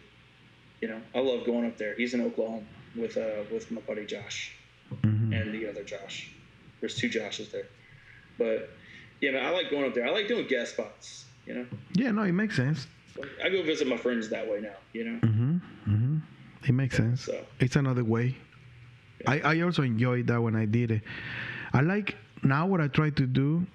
I still want to do more conventions. I did conventions, then I got bored of traveling for just conventions, so I stopped for a long time, and then I started getting little by little. So do a couple of years, 2, 3, 4, whatever. Yeah. Difference that the first 2, 3 years I used to do like 40. I don't know how many. 40 is too many. I'm butchering, but so many that. I do a couple of months at least. Like back when I was on the circuit, I was at fucking all the fucking shows. Like dude, So doing somewhere like 30 a year, somewhere around there, 30 to 40. Yeah, too many, man. Yeah. For me, it's too many. For some people, it's good. For some people, like it. For me, it's too many. More than now, again, I have that kid, so I don't want to be away from home. Yeah, well, back then, too, though, like, that's when I was like homeless. I was in my car, right? So I was like, well, if I'm gonna just be sleeping in my fucking car, like I guess I'll just be on the fucking convention circuit, right? You know? Mm-hmm. And then I would try to network my way to where I'd set up a couple of conventions, and that's where my money went from each convention, right? And it kind of kept me going. I would use the money that I made from this convention to set up a couple more. Mm-hmm. I'd go ahead and pay for the booths, and then buy a little bit of supplies, and then like be almost broke again. And then I would try to set up guest spots in between the conventions at other tattoo shops. So I was just a road dog. Mm-hmm. And I did that for a few years. And yeah, I mean that's why I was doing so many. I just didn't have anywhere else to go, you know what I mean? So I was just kind of fucking all over, really. Yeah. I guess it's different ways, right, to get into the industry and to take advantage of what he offers. Yes. Yeah, there's definitely different ways. Well, that's not really how, well, we talked about earlier how I started, right? And that's not really how I got into the business. I ended up getting an apprenticeship eventually, and actually like going through that and like kind of doing things the right way. But yeah. How was your apprenticeship process? Were you like allowed to tattoo right away, or tattoo on fake skin, or just have to clean the shop for many? Yeah, so it was like the traditional apprenticeship, where I ended up quitting after about 9 months, because I'd been there 9 months and I learned all the bloodborne pathogens, the cross contamination, sterilization, and all this stuff. And I learned how to like break down, and I was like scrubbing tubes and doing all this stuff, and answering the phones, cleaning the shop, that kind of thing, running errands, and getting very much treated like an apprentice too. So it was like a real apprenticeship. You get fuck up, you get hazed. So so I was going through the motions, and I'd been there for about 9 months, and one of the guys told me, I asked him, I was like, yo, when am I gonna like start learning a little bit more, you know what I mean? And he was like, this could be another 1.5 years for you learn anything. And I was like, so I was like, dude, what the fuck, dude? I was like, so I was like, this ain't fucking Japan, dude. I didn't sign up for a 10-year apprenticeship, like, of course I didn't say that, but that's what I was thinking. And I was just like, fuck, dude, like it's gonna be another 1.5 years before I learn anything, before I tattoo at all anymore, So I was like, fuck it, dude. So I ended up leaving, dude. And I ended up buying some shit from, I think it was like Craigslist, and then I was just back to like tattooing in kitchens and shit like that again. But the guy Corey Craft, he owns a shop in Florida. It's called Black Swan Tattoo. So Corey Craft, he's I call him Paul. He's the guy who fucking gave me my in, man. It got my foot in the door enough to like learn what not to do. You know what I mean? Finally, after 4 or 5 years of doing it the wrong way. So it wasn't a complete waste. I learned a lot while I was there. But eventually I ended up landing in Pennsylvania. A buddy of mine moved up there. I was having a rough go in Florida because I'd quit everything else to pick up tattooing. Right, I quit my band. I quit. I was real heavy into mixed martial arts. I had a few bouts. I was 3 months away from my pro debut, and I quit when I got an apprenticeship. I quit my relationship. I quit. I sacrificed a lot to like go into the apprenticeship to solely focus on that. And whenever it didn't work out, I was kind of left with nothing. And my buddy had moved up to Pennsylvania, and he was like, well, why don't you come up here? We got extra room. And I was like, all right. So I went up there, and then that's when I met my other mentor. I had 2 guys who were responsible for me. The other one's name is Joe Santos. He owns a place called Art Rage Tattoo Studio. It's in Scranton, Pennsylvania. So we went in there. My buddy was getting some laser removal done, and I went with him. And we had another friend of ours with us who I had tattooed some on. And when we got there, the desk guy, his name was AJ, he was like, hey, who did that? And he was like, well, he did. He was like, where do you work? And he was like, well, I was like, well, I did nowhere, It's like, kind of at my house, And he was like, hang on. So we went and got the owner, Joe. Joe came out and was like, took a look at it. He was like, yeah, your line work's good. Your shading's a little less than desirable, but we can get you up to snuff. He's like, I need a walk-in guy, because it was only him and one other guy. The other guy, he had taught how to tattoo, and they were both pretty good, man. And so, he needed a walk-in guy, and he was like, if you want to come up, you can come up here and work for hang out for a week or two, just see how everybody gels, make sure everybody gets along. He's like, if everybody gets along real good, you could start. And I was like, all right, yeah, man, a chance to work in a shop, and so I took it, and I went up there the first day. Everything went good, everybody. You going to the gym? Okay. Everything went good.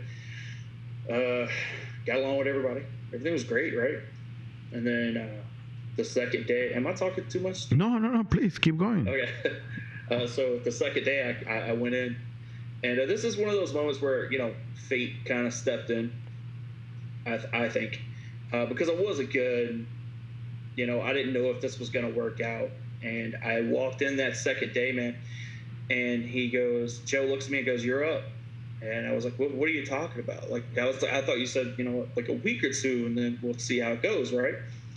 And he goes, yeah, and I'm not going to put his name on here, but he's like, the other guy, he was like, yeah, he fell last night skateboarding and broke his wrist. He's like, I need somebody to tattoo now. Oh, shit. So I was like, all right, kind of threw me in the fire, right? And so I would be tattooing, and these guys would come in and they would get this close, and fucking watch me, and I was just like so nervous, like I couldn't tattoo, man. I was just like, even with the things that I was learning and the things that they were teaching me, I couldn't fucking focus. I couldn't tattoo like that. I was so nervous, And that was a traditional shop, right? Yeah. Pennsylvania is very traditional. Yeah, and I was clucking shit up, dude. Like it was not good. Oh shit. I was doing some bad tattoos, and it was not good. But after that, I was there for about 6 months, man, and I ended up leaving the shop just because I just went ahead and did them the favor. You know what I mean? I was like, I can't tattoo here. I was like, this isn't working, But what you think was happening? Because you already had some tattooing on you that he saw. I was just so nervous. Like, my drawings were okay, right? But I'd never really been taught how to tattoo yet still, right? And that's where Joe came in. That's Joe taught me what to do while I was there. Like, because when dude broke his wrist, and Joe needed somebody else to tattoo, he didn't have a choice. Like, I was fucking shit up, man. He pulled me under his wing and was like, all right, this is how you fucking do it, right? And really taught me. But I was still so fucking nervous, because they would come in and they would get like this close and like watch me and shit, and I was just like, fuck, dude. Like, I was just like, felt like I was under so much pressure because they were so much better, and I was just like so nervous because I had messed up other tattoos already, and like it just like wasn't working. Right? People from outside, or even ourselves, after a long time, we kind of forget a little bit, but people from outside don't really understand the amount of pressure that is in us when we start tattooing, right? Like, man, you freaking out the whole time. Your hands get sweaty. You check it. At least if you're really trying to learn and trying to do the right thing, If you don't give a fuck, probably you won't feel those kind of feelings. Dude, and my goals always from the beginning were to, like, I wanted to be one of the greats, right? I wanted to climb Cat Mountain, you know what I mean? I wanted to be, one of the guys who, made it through the ranks, climbed their way to the top, right? And that was always one of my goals in tattooing. I was like, well, if you're gonna do it, fucking do it, right? Mm-hmm. So for me, I was under that pressure too. Things weren't going so well, dude. And I'd already been at it for 5 or 6 years now, and it was just like not fucking working, dude. Wow. And I'll tell you where I made a shift, and that was when I left there. When I left this is one of my buddy Joe Miller's favorite stories. He owns a shop called Old Larimer Street Tattoo in Denver, Colorado. But this is one of his favorite stories. So I left that shop, right? And I went home and I'm licking my fucking wounds, man, and I'm trying to figure out what I'm going to do. And I was just like, this tattoo thing's not working. I'm definitely not making much money still.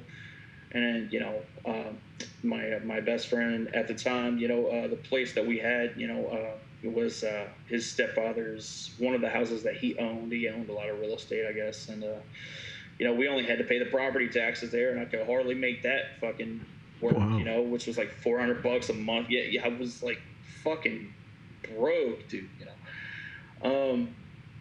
And, I had, his mom fucking hassling me to get a real job, and I was just like, fuck, dude, I don't know what I'm going to do. So when I ended up leaving, I took a real step back, and, I always tell people, and I know it's like the big thing in our business, the be humble thing, right?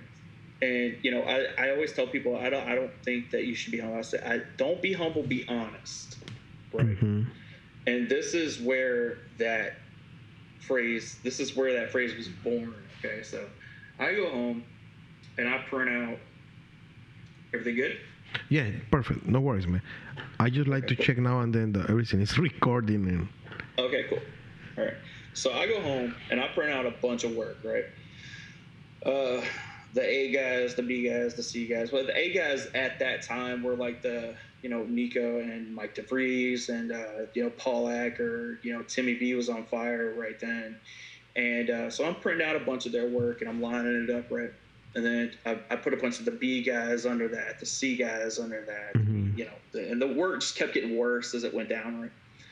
And I printed out a bunch of my work. Right. And I was like, all right, well, if I hold these up to, these pictures, I can kind of see where I'm at. Right. Oh, that's cool, man.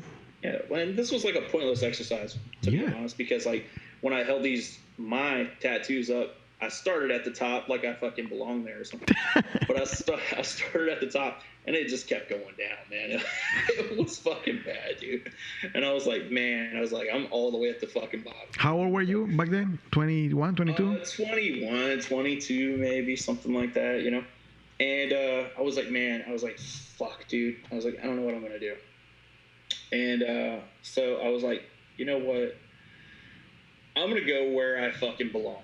That's what I'm going to do. I was like, because trying to work in good shops and things like this, like clearly it's not working for me. I was like, I'm going to go where I belong, right? And this was that honest thing that I was talking about. Because I'll be honest with you now and tell you that I climbed Tat Mountain and that I am one of the fucking greats, right? Like I made it in current day tattooing. I'm one of the guys. But I'll also be honest and tell you, like I was honest with myself then. And I said, I'm one of the fucking worst, right? Mm-hmm.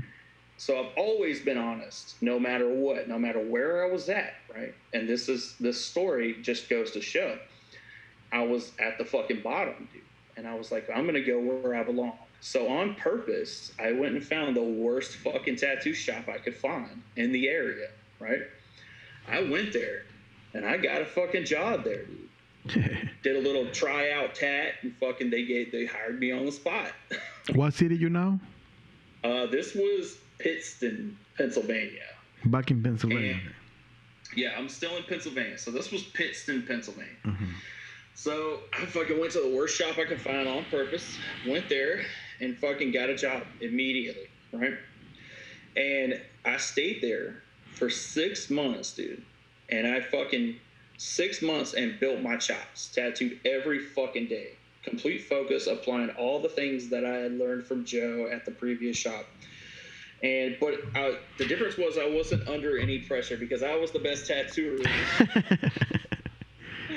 So I stayed. So when you say was the worst tattoo shop, it means that nobody was really doing good tattoos, or it was cheap, or it was dirty. All of it. All of that. Bad neighborhood, cheap tattoo. All of it. Okay. They were using like the yellow A&D, the fucking, like they didn't have beds. They only had chairs, right? Fucking, I tattooed my buddy's shin there. I sat in one chair, he sat in the other, and he put his foot right at the chair at my crotch. And I leaned over and tattooed his shin, right? And I stayed there, dude, for 6 months and fucking worked in that place. That tattoo shop was inside of a Petro gas station. What? And I fucking worked in that fucking truck stop gas station tattooing smelly truckers for 6 fucking months because that's exactly where the fuck I belonged. Wow. And then once I got a little bit better, I decided to go to a shop that was a little bit better, right? And then once I got good enough to where I thought I could leave that shop and go to another shop that was a little better, I would go to another shop that was a little bit better, right? So that's how I did it. I literally climbed my way up as I thought that I was actually good enough to go to the next place, right? Wow. So that's what I'm saying. Don't be humble, be honest. I've always been honest with myself, even when I was the fucking worst. And when I was the worst, I went to the worst shop. You know what I mean?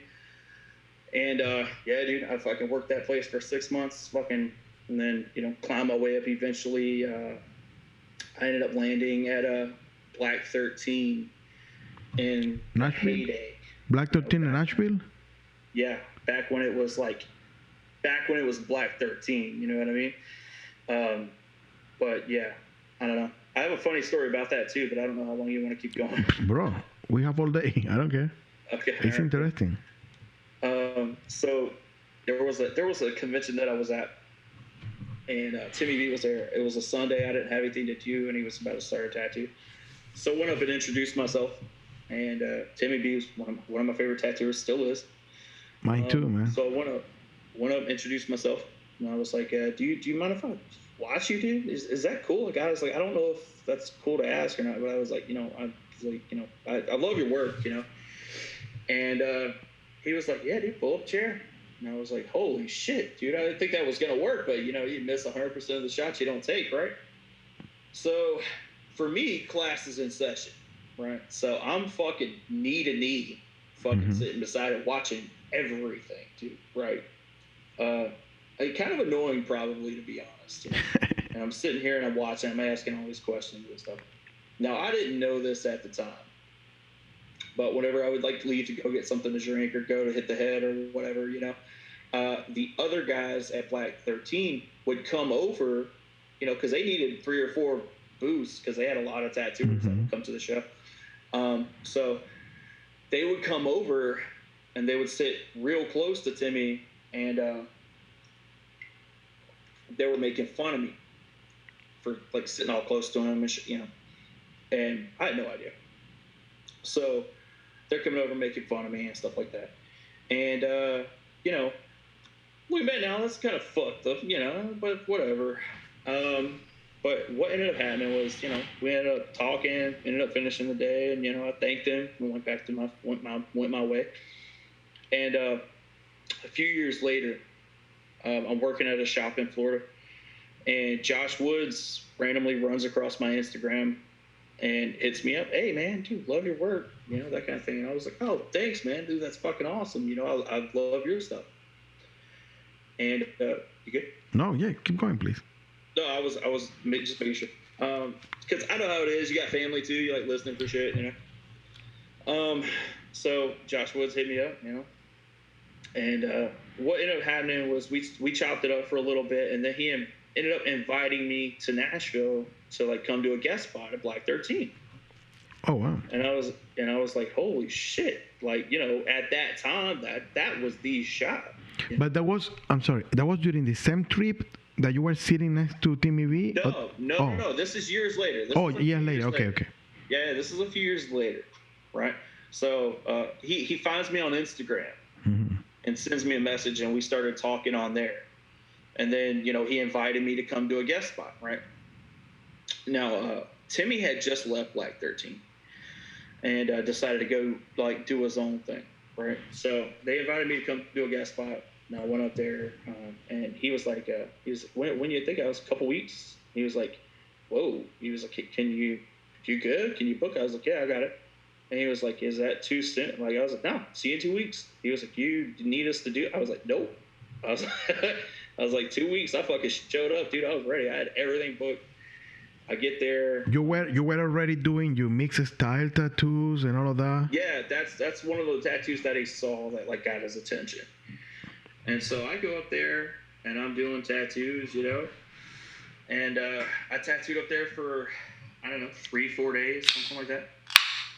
And then one night, while I was there, we started talking about me coming to work there, right? Because they had an open station. They were looking for another artist. And by the way, none of these guys remembered me. Good. Right? So right, yeah. So I'm sitting at Josh's house. We're sitting there hanging out, and he's sitting there. He calls Timmy. He's like, "Yo, what's going on, man?" And he's like, "I don't know, man. What's going on? What are you doing?" And they're talking. They're on speaker. I'm hanging out, And he's sitting here with John Barrett. I wasn't Yogi back then.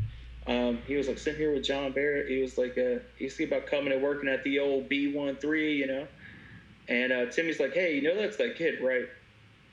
He was like, "What kid?" He was like, "That kid at the convention." He's like, "What fucking kid are you talking?" He's like, "The kid that was like sitting on my fucking lap."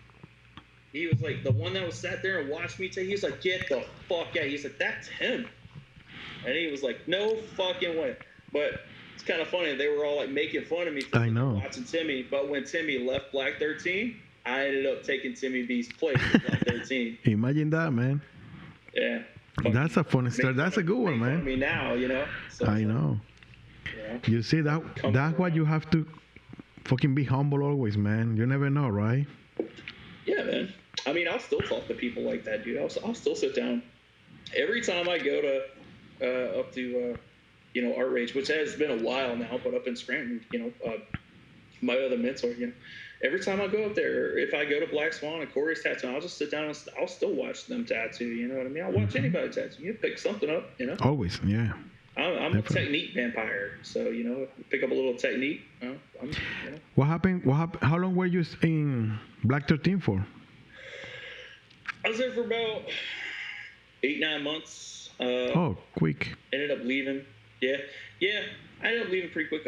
My fiance got pregnant, and then we were moving, that kind of thing. But it wasn't really working out anyway, man. I was I was a rough kid. I was a street kid, coming from street shops and shit like that. So they were very like, they had fucking 2 receptionists, and they had a guy who'd come in the morning and scrub your tubes and set up all the stations, and they were very bougie. You know what I mean? Mm-hmm. I just didn't fit, and I fucking hated the owner. I fucking still hate him. But he's the sole owner now. Like literally, like everybody left because of that fucking dude. That dude's a fucking tool bag. Oh, that sucks. But one of the things about this world is if you keep losing players around, winning players will leave. Unfortunately for that shop, the losing player's fucking owner. He's not a tattooer, doesn't care about tattooing, doesn't give a fuck. It's crazy, man, because like Timmy B is a sweetheart and amazing artist and stuff like that. Yeah. Yeah, you would never catch him saying that because Timmy's just a nice guy. You know what I mean? Even if he doesn't like you, he'll still say good things, And if he is talking shit, it'll be in a very playful banter kind of way. Yeah. But yeah, dude. That thing that Timmy B did for you, he did it for my friend too. Like you asked, can I look over? He said, yeah, get a chair. Exactly same words. I got a tattoo by him when he was tattooing in Long Island. I think it was right after Black 13. He moved to Long Island. Yeah. And I went there. And Afterlife, I think is the name of that shop him and Billy Vegas did. With Billy Vegas, yes. Yeah. So I went there to get tattooed, and my friend came with me, because he wanted it to meet and say hi or whatever. Right. And he said, hey, bro, you mind if I look now and then? Timmy be like, you crazy? Come over, man. Get a chair. Sit here. Ask me any question, whatever you need. Yeah. So now and then he asks one little question like, oh, but you passing the line twice, for example. And the guy's like, oh, yeah, I feel like it's better. I use this needle. So he don't just say yes or no. He go all the way, man. He explained. Right, yeah. Yeah, no, I use this needle. I feel it's better for my longevity of the tattoo, whatever you said that word. Yeah, Timmy's a super good dude, man. He's super nice. Super nice, man. Him and I haven't always seen eye to eye on everything, but yeah, dude. I mean, I got no gripes about Timmy, man. Timmy's cool. It is. Yeah. I got tattooed by Timmy a long time ago too. Oh, you too? Cool, man. I met Josh Goods, but you can't really see it on here. I got the whole back of my arm done, man. Oh, okay. I got it in my calf, so it's harder to show you. Yeah. Um, I met Josh Goods, but little. I don't know where. I don't know what convention or something. Long time ago. Yeah. I don't remember. But from that shop, I met Timmy B. Yes, I think I met somebody else that I cannot remember right now. But yeah, man. So you moved from there to I where? went to a place. Whenever I left there, I ended up leaving a couple weeks earlier than I was supposed to because we found a spot, so we needed to move on.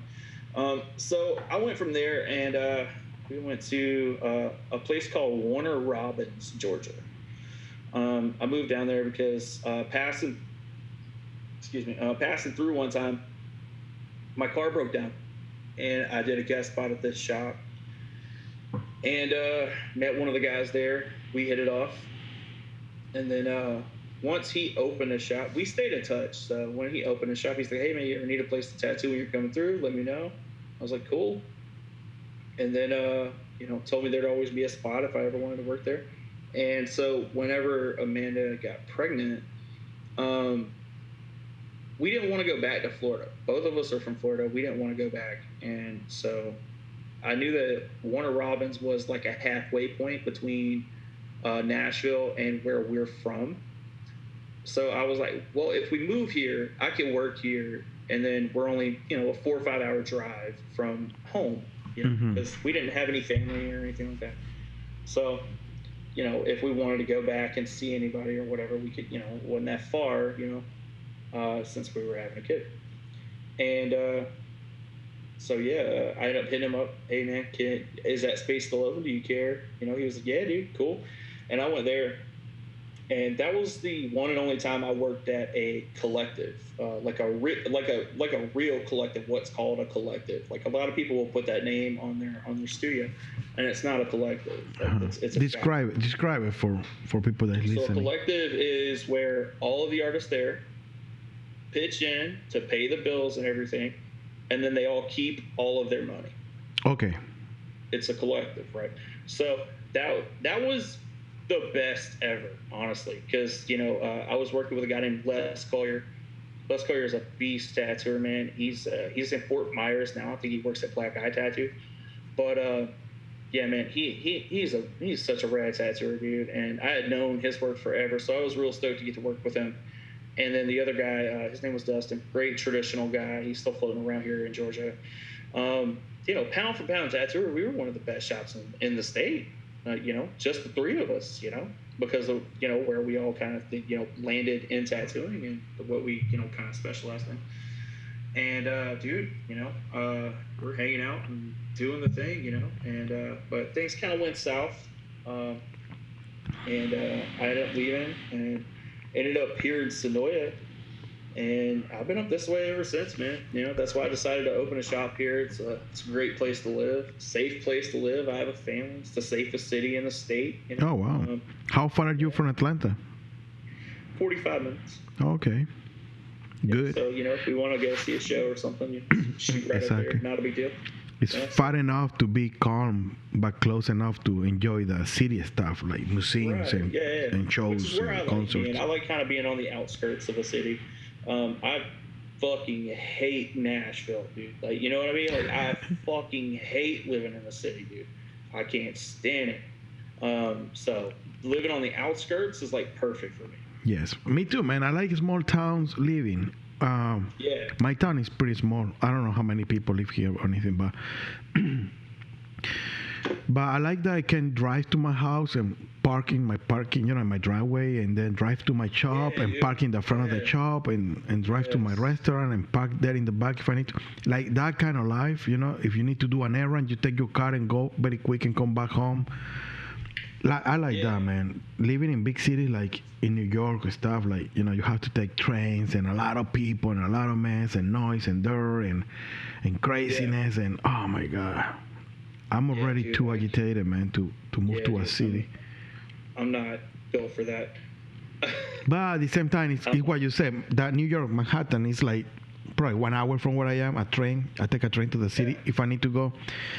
And it's super convenient. I go there to a show, come back home. That's it. In and out. Go to the museum, come back home. Yeah. What are you using now to tattoo it? Say it again? What are you using to tattoo it these days? Oh, man, you took my next question from my mouth, but I was about to ask you the same. I'm using a rotary, a pen from FK Irons. Oh, yeah. I'm using the Flux, I think is the name. Nice.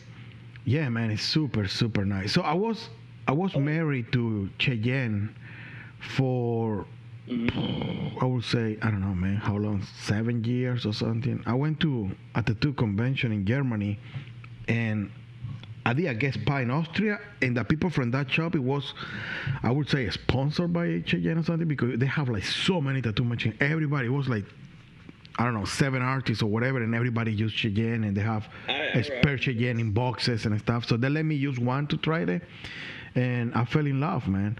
So I met a guy in the tattoo convention, and he said, yeah, no, buy in America, don't buy here, because if you have a problem, they can fix it for you right there or send it to us.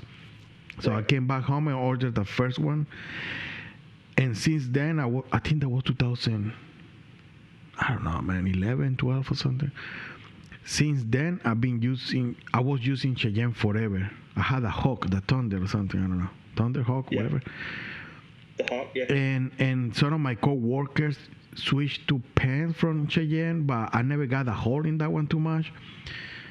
And I was like, if it's not broken, don't fix it kind of thing, like it works super well for me, why would I need to change it? So but then the machine started making a little noise. I don't know, it was time to replace it for the new one. And I was in Denton in Texas with Jose Contreras. He let me use he got a spare one. He also have a few machines. The one that I used that day was the FK Irons, and I love it, man. It's a strong machine. It's powerful. It's the system of batteries that has. I love it. It came with 2 batteries, so one is charging, but I never run out of charge in the full day session. I still, I replace it for the next day, let's say, but not for the same day. That's probably the best thing about it for me is that the amount of battery time you get. It's crazy, right? Yeah, because I you know how it is doing long tattoos, man, doing reels.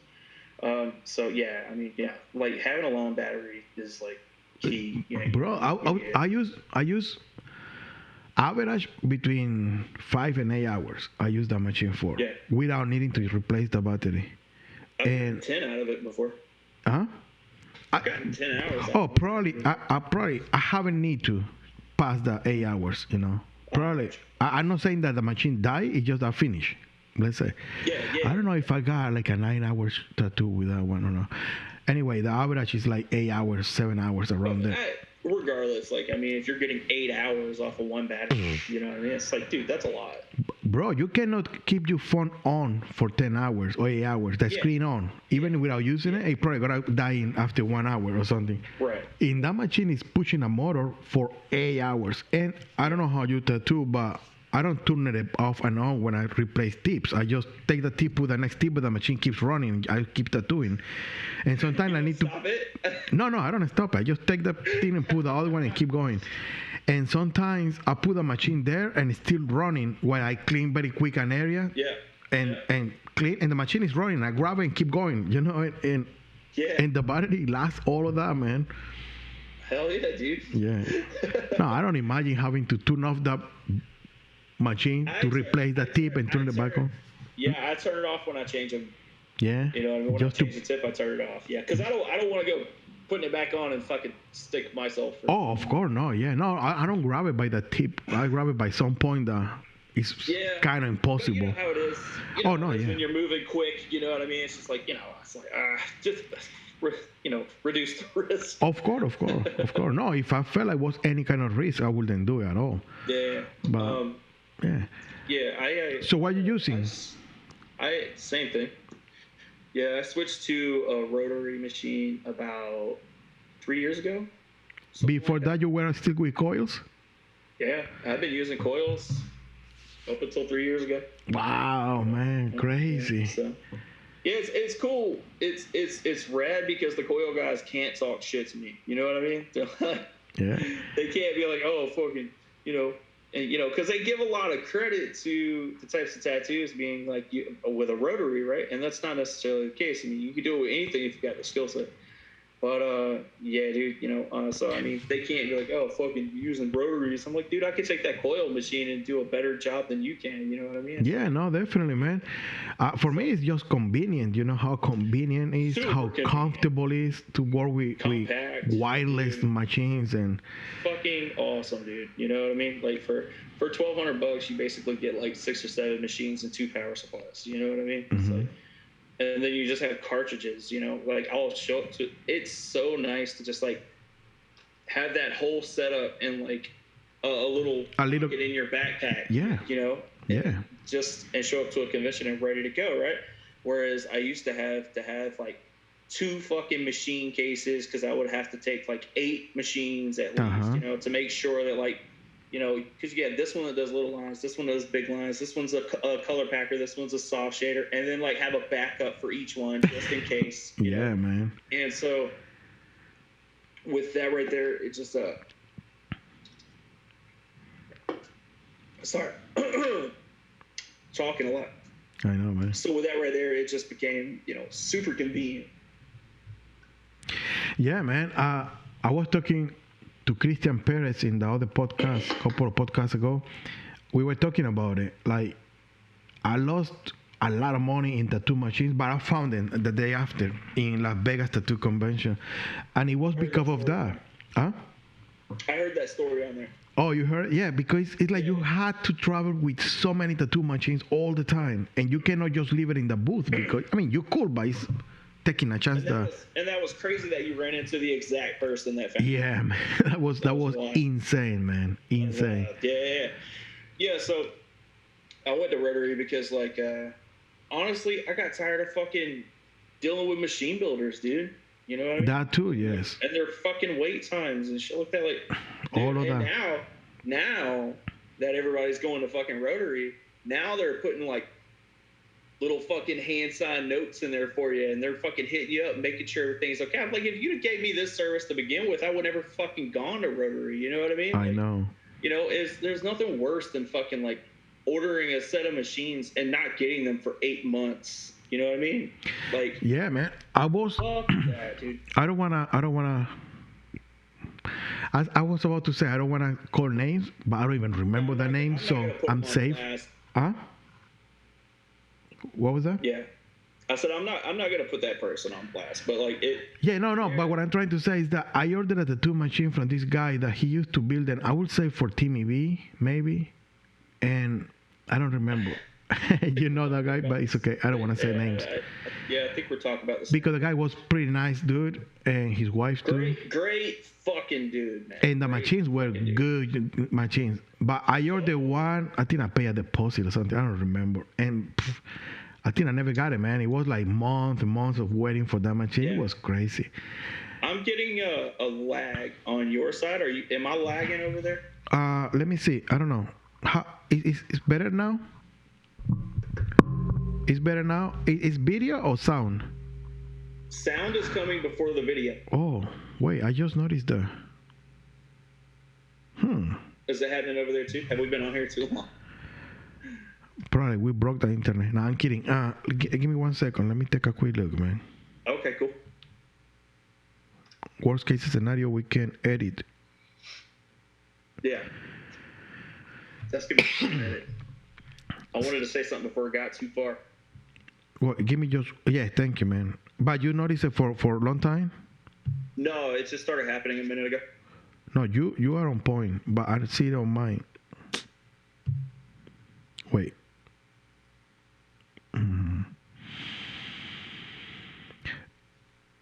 It's been like that for a long time? Since the beginning or no? It just happened? It just happened. You're about a second off. Yeah, I noticed that. It's weird. Because I know that when I was doing... It looks like you're getting closer now. Let me take a quick look here. There it goes. It looks like it's starting to sync up again.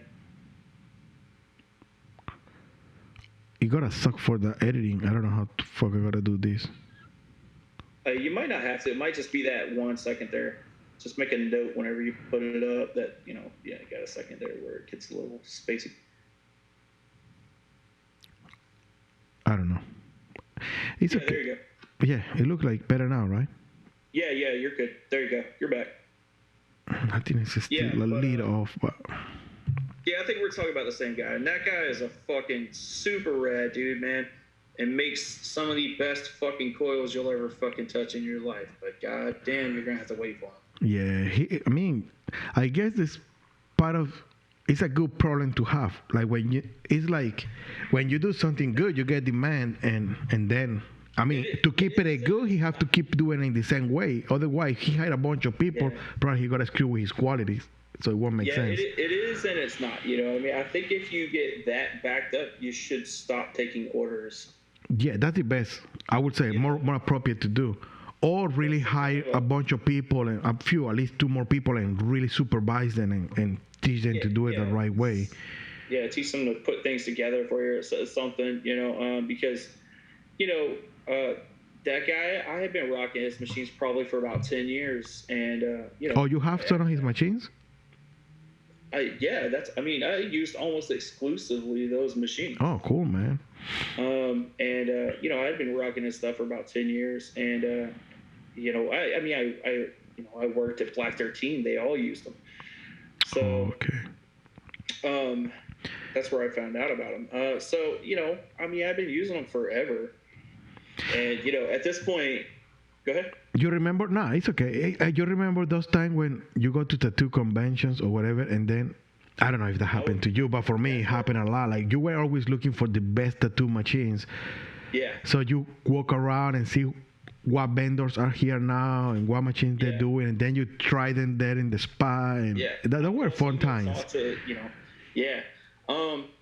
Yeah, dude. So, it's a fun time that I don't want to live again. Like now I have how many machines you have? I have like probably 30 tattoo machines in a drawer sitting there doing nothing.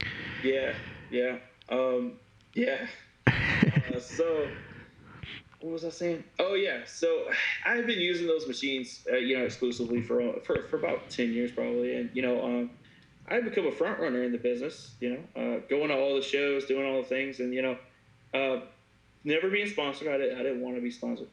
But going to all these shows and everything, and I'm beating the who's who for tattoo of the day and tattoo of the show and stuff like that, and vice versa. Timmy and I have gone back and forth. We went back and forth for years, but it was always, one of 5 people that were at that show. You knew that they were going to win, right? Mm-hmm. And eventually I kind of moved my way into that group, and and it was like that for years. And all the time I'm pushing those machines, right? And never asked for anything back. I did it because they're fucking rad machines. And then one day I hit dude up and we were chopping it up, and I called him just to call him. And he was like, hey, do you need anything? And I was like, I didn't call you for that, but I was like, if you want to throw a set together, I'll buy a set. And he knows, with me, I wasn't big, just do whatever you want. He knows how I like my machines to run.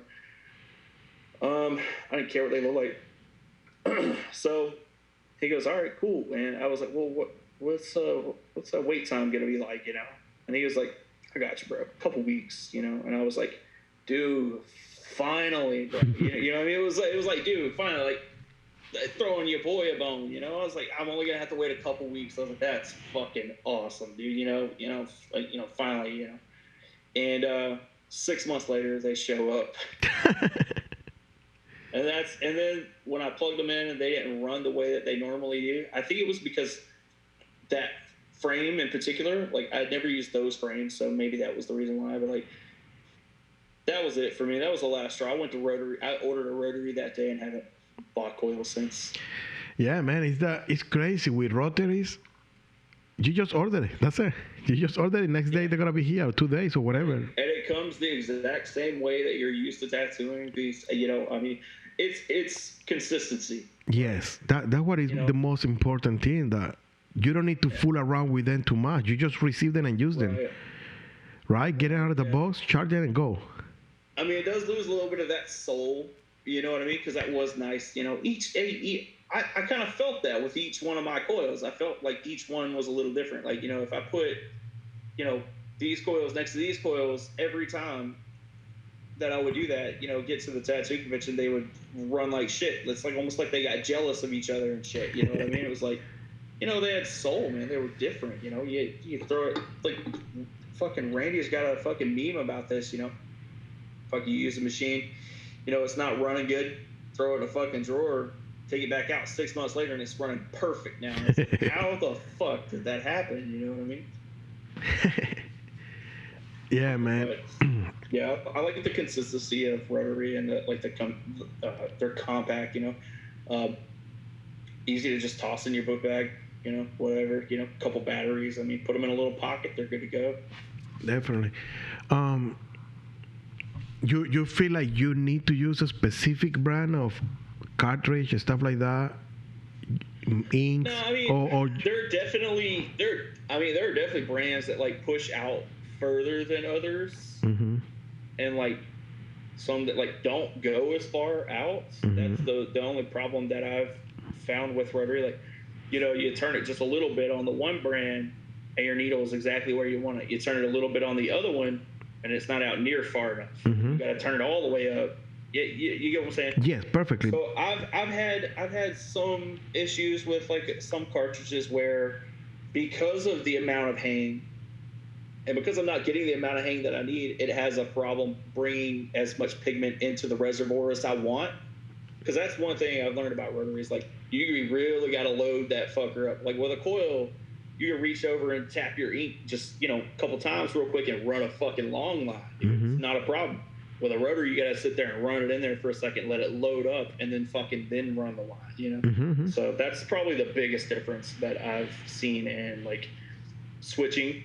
But everything else is, like, it's good. Like, as far as the flux goes, I mean, it runs the way that I right out of the box, ran the way that I wanted it to. I thought I was going to have a real problem with the give that's on there, but honestly, if I were to make a rotary machine and adjust the give how I wanted it, it would be the way that they have it adjusted when it comes out of the box. That's where I like it. Me too, I man. don't mess with it at all. I dig it. I like where it sits. It's almost like what, like a color packet, right? You would say? Kind of, yeah. I mean, I've done some wash stuff with it too. No, yeah, I do everything with the same machine, but you can bring it out. Yeah. But what I'm trying to say is that it has some power. Let's say the stroke is long enough. Oh yeah, it'll yeah. It ain't got no problem putting it in. Yeah. So how many people is in your tattoo shop now, man? How many people work with you? So I have 4 guys right now, and then me, so 5. But one of my guys is leaving soon. His wife's pursuing her veterinary career even further, and she just applied to some other schools, and so she's waiting on the call back. But the closest one she applied to is 3 hours away. Oh, okay. So he's gonna be leaving, whether or not it's to go 3 hours away or whether it's gonna be, you know, halfway across the country. Who knows? But regardless, he's leaving in September. So I'm going to be, you know, looking for somebody else to put in that spot eventually. Thought about even doing a piercing situation because, like, I don't have a piercer at my shop.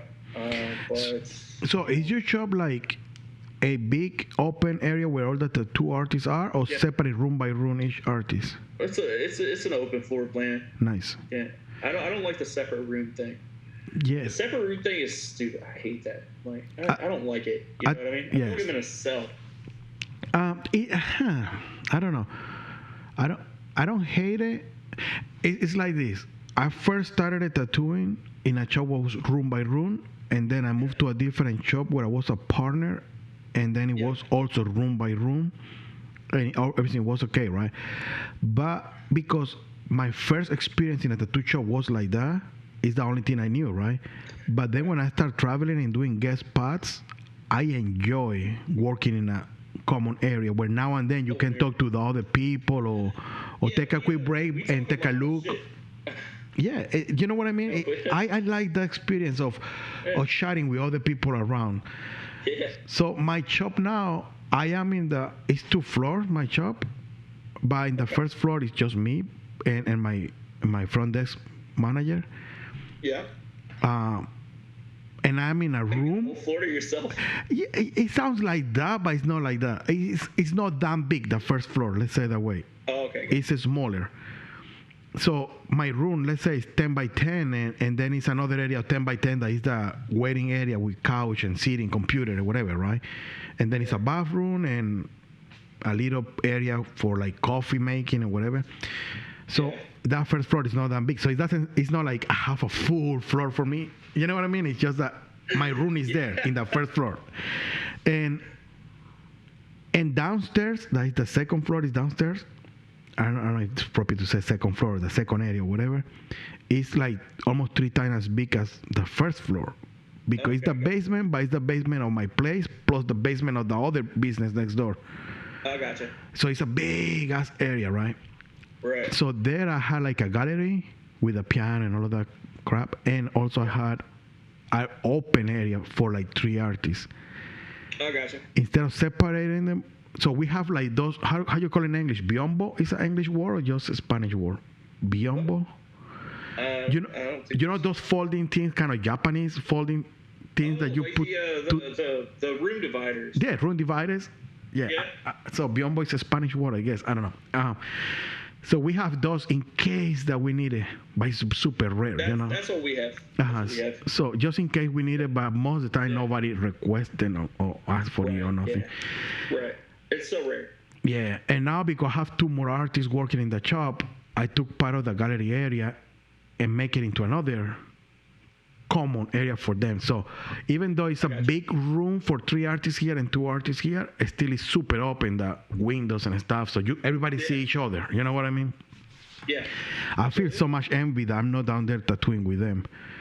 Because I should, but I like to keep an eye on the shop upstairs, you know, how the manager is attending the people, talking to the people, how if people walk in the shop, how they also interact with I don't want rude people there being assholes to the shop, or you know, I like to keep an eye. So sometimes people come in to ask like consultations, but I don't like to do too many consultations. So I just take like quick breaks to answer a couple of questions, and that's it.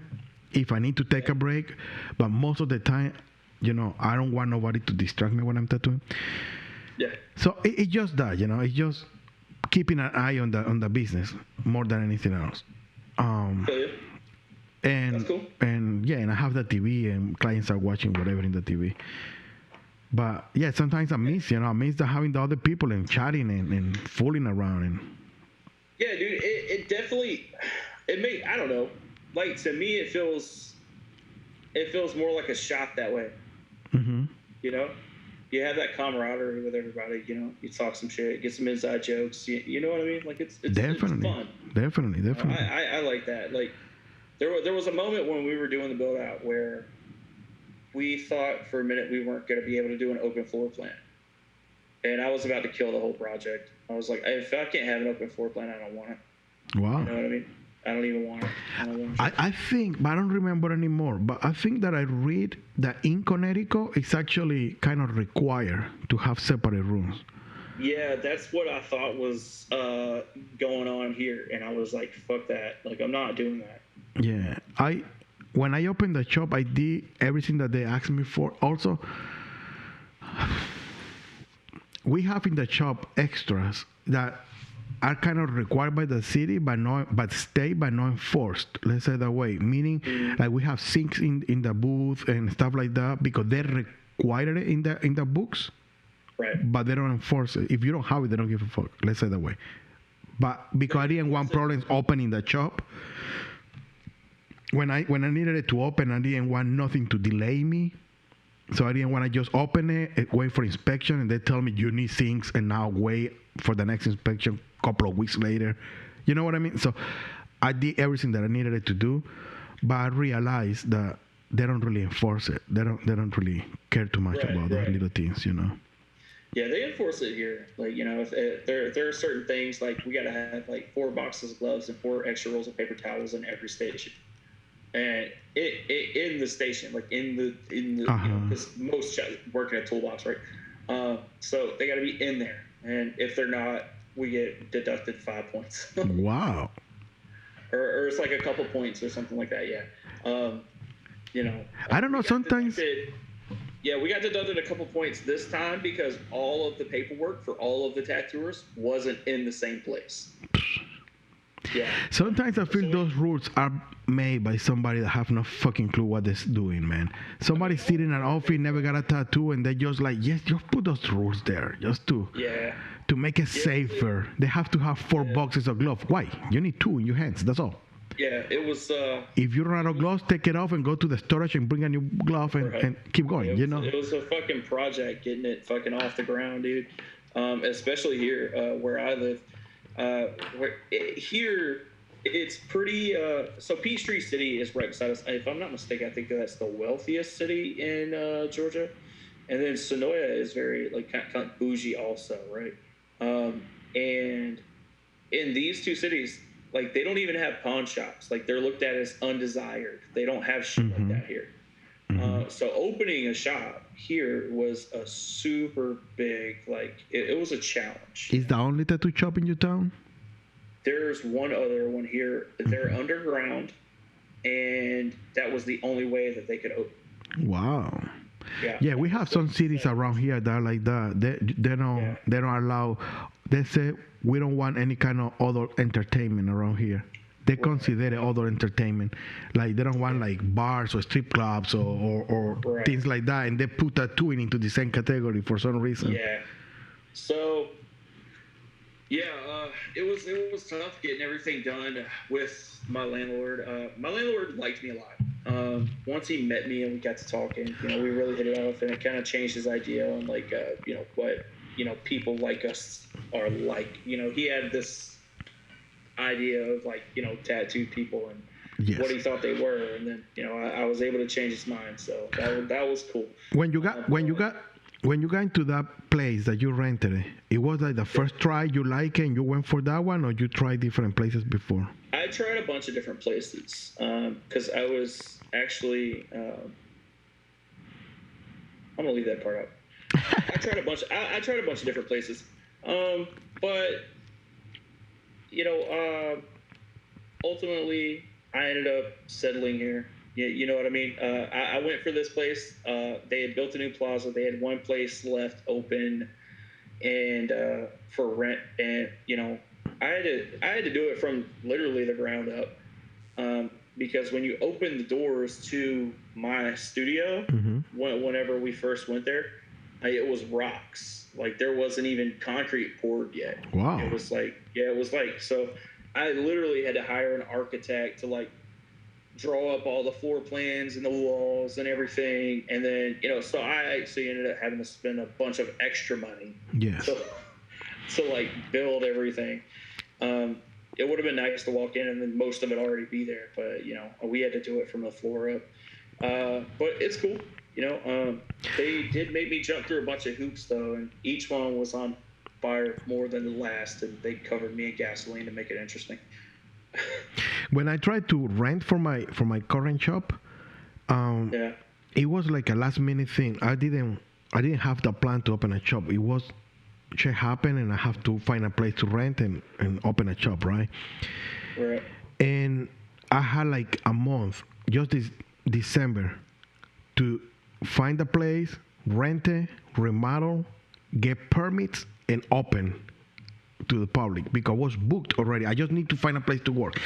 Right. So on Thanksgiving Day in 2015, I drove around my city and picked a bunch of numbers.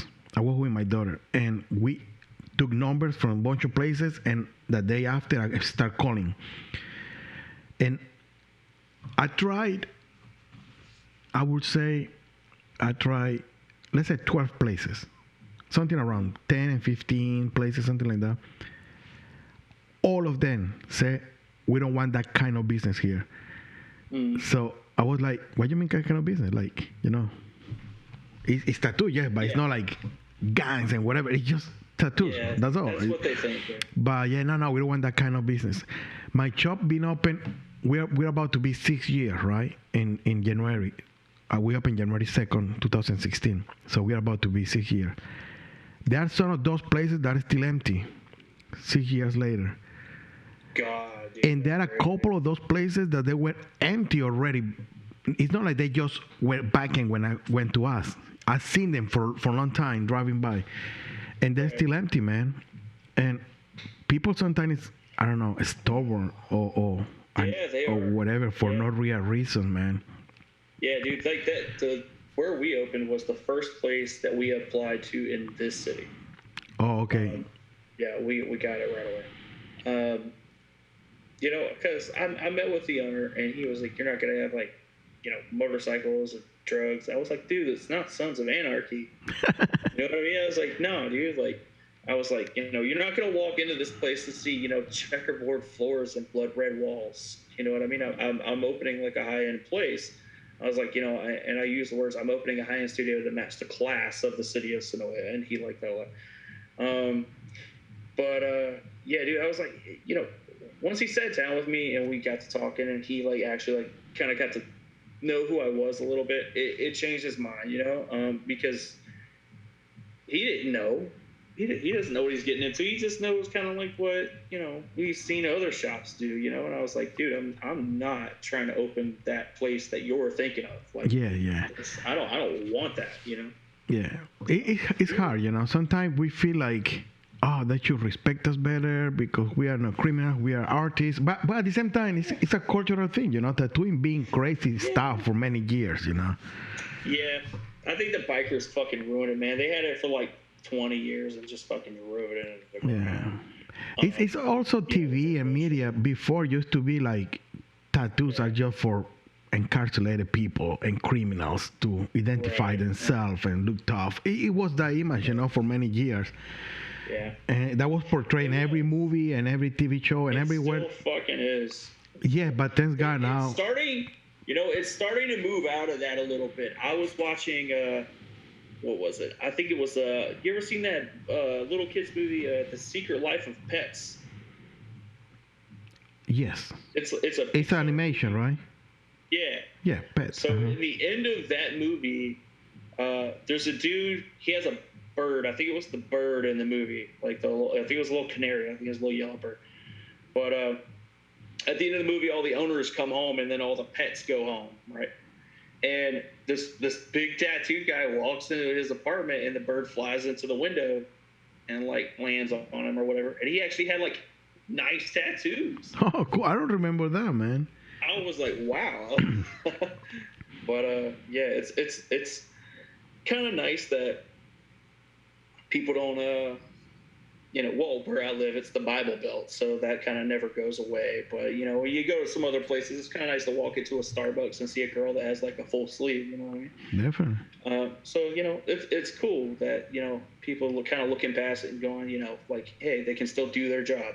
Yes. So that's cool. So your clientele is mostly from your town or from the other towns around, or? No, I don't really tattoo very many people that are local at all.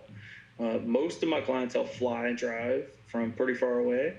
Mm-hmm. So that's the main reason that I don't take tips. Just because they spent the fly, the hotels, airfare and hotel and rental cars and gas and food and and then you come to me and give me every penny that I ask for, right?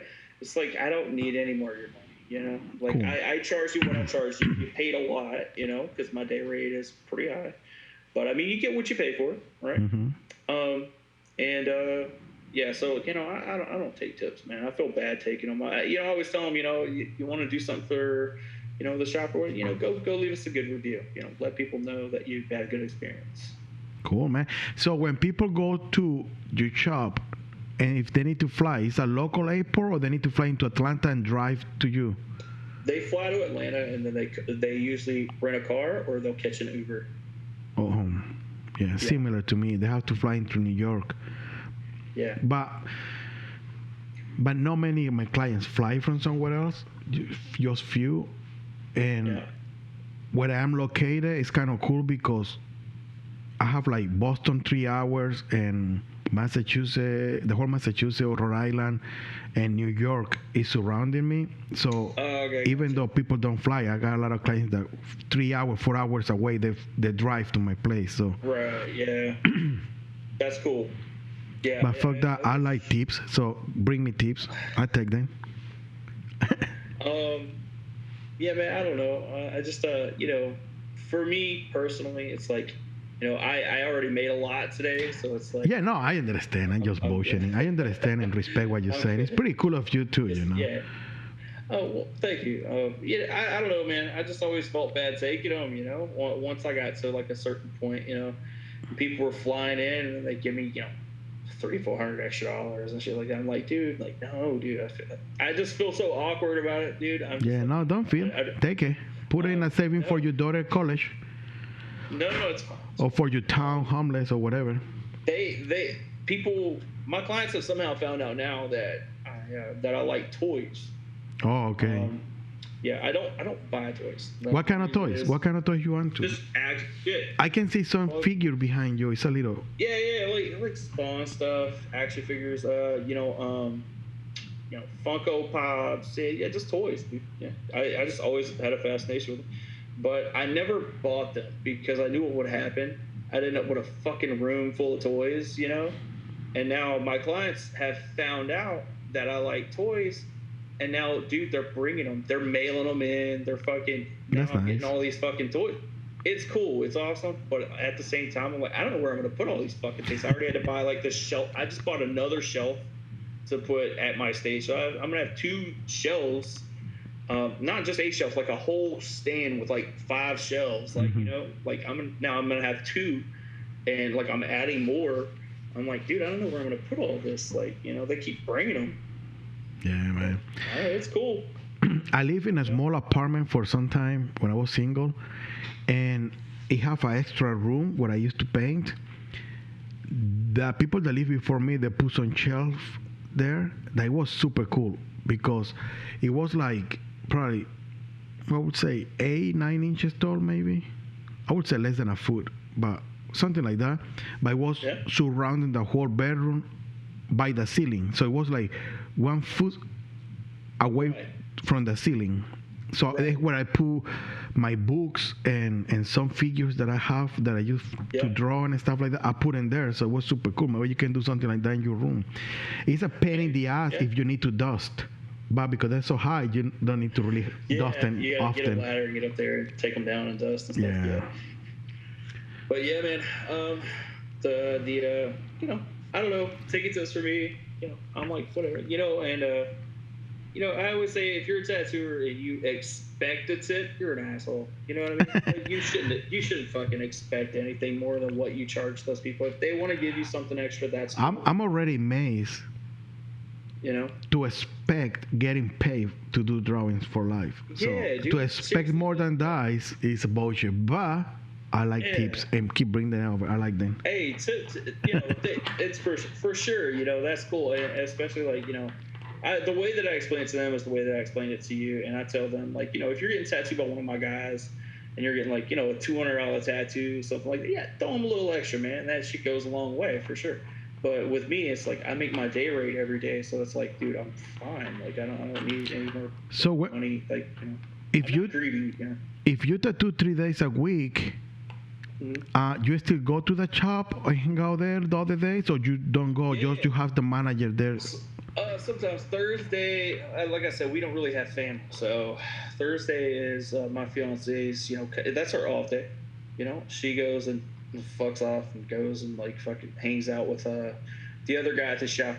It's usually her and his wife. They usually go and I don't know. They go thrifting and watch movies or whatever the fuck. So she gets her day away, and then I have my day away, which is like Sunday, which I switched to Wednesday because the kiddo's about to start school, so Sunday is going to be our day to hang out. It used to be Thursday, so that leaves me 2 days a week where one I try to devote to painting, and then the other one where it's just like a day to kind of get things done. So I have 4 days, my off day, her off day, a day with the kiddo, and then a day to paint.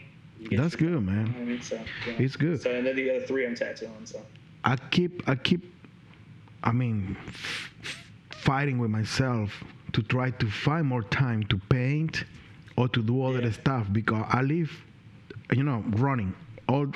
Every day my days are like running. I got something to do all the time. I feel you. And after when I'm 44 already, about to be 45, and at this point I don't really need it. I'm just accustomed to that rhythm. So I've been finding ways to I know what you're talking about. to free my schedule, to don't tattoo so much, to don't do too many things, so I got more free time to sit around and plan and you know what I mean, and paint, for example, or read a little more. I've been mostly listening to books rather than reading because I don't have the fucking time. I know exactly what you're talking about, dude. I can't turn it off either. I'm creating in one way or another, like. But that was, I think it comes from like that grind. What I was talking about earlier is like I had a goal in this business, and I knew that to get there, I took a look at the landscape, and it was just like I made a video about this a long time ago called "The X Factor," where I talked about back in the day, you could, if you knew the guy who made really good tattoo machines, you could get one. You know what I mean? Or if you knew the guy who made like the really good pigment and the different colors, you could hit that guy up and get something that these other guys couldn't get, and it gave you an edge. But now, you hit up Kingpin and fucking order it, right? So there's nothing that I can get a hold of that you can't get a hold of. Mm-hmm. That doesn't exist anymore. There's no edge anymore. There's no way to get an edge. So because of that, I was like, well, I'm just gonna outwork all these motherfuckers, dude. Yeah. You know what I mean? And that's what I did. I don't want to go on Sunday and fucking, on my off day tattoo. Fuck, I will. You know what I mean? Because I know that like doing that extra work, I'm gonna pass you.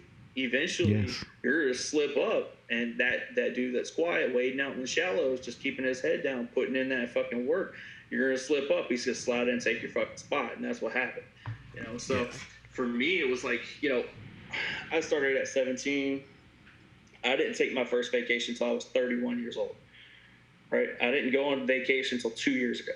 Mm-hmm. Wow. And that whole time has just been a fucking grind, dude, and that's how I got to where I am. It was literally just a work ethic, because when I tell you I sucked in the beginning, homie, I fucking sucked in the beginning. I hear you, man. It's literally like sucky tattoos type shit. Like on that Instagram page, it's that. That's a good page, man. It's fun. Fucking bad, bro. Like I was really bad, and it was just what you see me doing now is a literal result of just fucking consistent hard work. All right, man. I didn't have anything else. I didn't have this talent, right? Like this, sort of like maybe talent's not the right word, because I feel like you got to work for that. But like some people do have it in abundance, though, right? Like they just have something a little extra that just makes. They're just good at it, right? Yes, or at least super easier to pick. Yeah, whatever it's like they're doing for them. I didn't have that, dude. Like, I literally worked and scrapped for every little bit of information, and climbed my way through the ranks that way. You know what I mean? Like I just really had to go and grind and go get it. And so when I hear people making excuses, I'm just like, dude, I don't have any time to fucking listen to it, because like if you're not willing to fucking put in that work now, these days when it's so fucking oversaturated, that's literally all you have now. There's no niche. There's nothing special that you can. I know that sounds weird coming from me, because I'm probably the last guy that had like this. I brought something to tattooing that wasn't a thing, which was like the mixed style thing, right? But that was a fucking that was an accident that I ran with, and it just so happened to work. I got lucky in that aspect, right? But I still put in the work behind it to make it what it was. But now, I don't see anybody doing anything that's like super crazy different to where they're gonna blow up. Like I feel like most of it's been done. If you're doing traditional, you're doing the same fucking tattoos that everybody else is fucking doing. You gotta do or find a way to stand out, or you just gotta outwork everybody else and be just that much better. I don't feel like there's really a way to get ahead of anyone. Yeah, man. Because it's so oversaturated. It is, yeah. So many. Every time I open, every single fucking day I open Instagram, there's a new shop. Every fucking day. Stoked to announce my new fucking place and my new fucking 8 apprentices and my fucking go fuck yourself. So how you feel, or what you think is gonna happen with tattooing in the near future? We like. I don't know, man. I just stay in my lane and do what I do. You know, I don't know what's gonna fucking happen, dude. I mean, it's gonna. I always say, as soon as this shit becomes a college course, I'm selling out. Because that's when it's over. As soon as it becomes like a college course to where you can be a tattooer, I'm gonna be a fucking professor too. You know what I mean? I'm gonna add that shit to my resume now because it's over, dude. How do you feel about tattoo schools? I fucking hate them. Like, it's who's teaching? What you hate? Like, what you hate? The way how they are managed, let's say right now in the present time, or the concept of a school at all? Or, First of all, they're bullshit. You're not really learning how to tattoo. If you come into my shop and ask me for a job because you got a fucking certification from fucking tattoo school, I'm probably gonna rip it up and throw it at you. You know what I mean? Like you don't know shit, right? They're not actually teaching. It's a scam. Right? But it's bullshit. Let me rephrase that question. How you feel about being tattoo schools out there? About how you feel about tattooing being taught in class as a career? What is your perception of that? Kind of. I mean, it doesn't really work, right? Because usually, if you walk into a shop and you went to tattoo school for fucking 2 weeks, first of all, you don't know how to tattoo. But what about if 2 weeks is 4 years or 3 years? Let's say I know. I'm just thinking out of my ass right now. I know. Okay, well that doesn't exist, so we can't talk about. No, but that's what I'm saying. No, that's what I'm saying. Okay, let me explain to you my thoughts, and maybe you understand what I'm trying to say. Maybe I cannot make the question. I heard people saying it shouldn't be tattoo schools. People should learn as apprentices, and yes, I understand that perception, but I don't agree 100%. Meaning, I just feel that so far there haven't been good tattoo schools. I don't know if actually it's any good tattoo school out there, because it's not like I review all the school or see what everybody's doing or not. But at least the history about it is that all those tattoo schools is some kind of people opening school and charging kids a lot of money to don't really teach them shit, and sending out there pretending that they're gonna be tattoo artists, and they just pretty much stealing money from kids. I'm not saying those are all the schools, but I've seen it happening. But at the same time, I feel like it's possible to have a good tattoo school. Do you think? If people can teach you how to be a doctor and open somebody and move things from inside of the body and stitch you back together and save life, why not tattoo?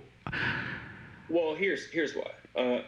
Because tattooing is special, right? I mean, that's what it comes down to. Tattooing is special. It's a special thing. And what I mean is, it's still pure. In an era where people, how can I put it? It's the only thing in the world where we own the history completely. Like, if you want to know anything about tattooing, if you want to see tattooing, if you have questions, if you want to know about any of the history, if you want to see any of the history, there's one place that you can go to, and that's fucking it. You got to walk through those fucking doors, and you got to talk to me. You got to talk to Nick. You got to talk to Blake. You got to talk to Jake. You got to talk to fucking Nivi. You got to talk to my guy. You got to talk to the people at other tattoos. You got to go talk to Corey Kraft. You got to go talk to Joe Santos. There's only one place to go, to learn, to see, to be a part of this, and we own every fucking piece of it. We own the history, we own the machines, we own the power supplies, we own the foot pedals, we own the flash, we own the acetate stencils, we own the old fucking pigment bottles, we own the old equipment. We fucking own every single fucking piece of our history, and it is ours completely. No one else has a hand in it. It is ours. That is why tattooing is special, and you get to be a fucking part of it. That's the reason I don't like things like Ink Master and TV shows. People go on there and they give people a hand in it who had no fucking hand in building it. But they fill their pockets so that they can be recognized at the fucking bank. So that somebody walks up to them at the grocery store and strokes their fucking ego. And it's bullshit. Yeah, I like always to ask. Not always, but I ask this question very often to many people. What you think about that to schools and all of that? Just because I like to hear, and for me, it's super interesting how. I think that you should only be able to get it from us, because if it goes to anyone else, we lose it. I'm trying to think about it. What you're saying there? Like, you can only get it from us. You can only be a tattooer from us.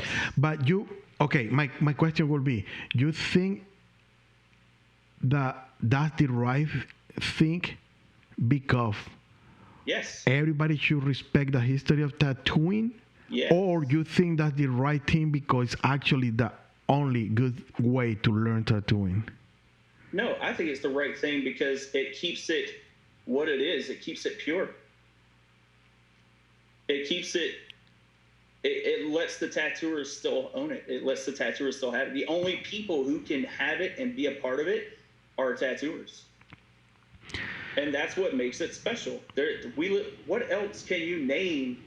Yeah, there's no other anything that you can name where fucking, the painters only own all of the paintings and the old brushes from Picasso and that shit's in a fucking museum by people who don't even fucking know how to paint. Yeah, I'm trying to think about it. Like, we own it. It's ours. That's what makes tattooing special. And that's what an apprenticeship is. You want to be a part of this, we're going to see how bad you want it. You're going to get hazed a little bit.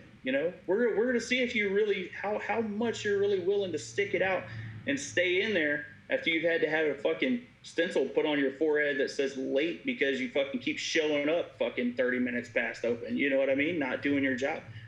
How bad do you really want? That's what it's for. It weeds out the weak. I follow what you're saying. It lets us keep people that have grit. And because if you go through that shit and you go through a hard apprenticeship and you that's why they're hard. Because if you go through all that, you're not just going to give it away to some fucking asshole. You're not going to fucking want to go on fucking TV because they don't have any part of it. It teaches you that this thing that you're being a part of is worth something. It's worth going through some bullshit for a year so that you can, get to be a part of it. And then once you become a part of it, you feel like you got past something and you got to fucking be a part of something that's fucking actually to use lack of a better word, real in this fucking world. Yeah, it sounds a little like martial arts. Kind of. It sounds a little like that kind of school of thoughts. But again, I hear what your point of view. I heard it several times. Yeah. I think it's one of the most often I hear from professional tattoo artists. Let's say it that way. I think it's one of the most often point of view that I hear. Like tattoo should be teach through apprenticeships, and new tattoo artists should learn it. I didn't learn that way.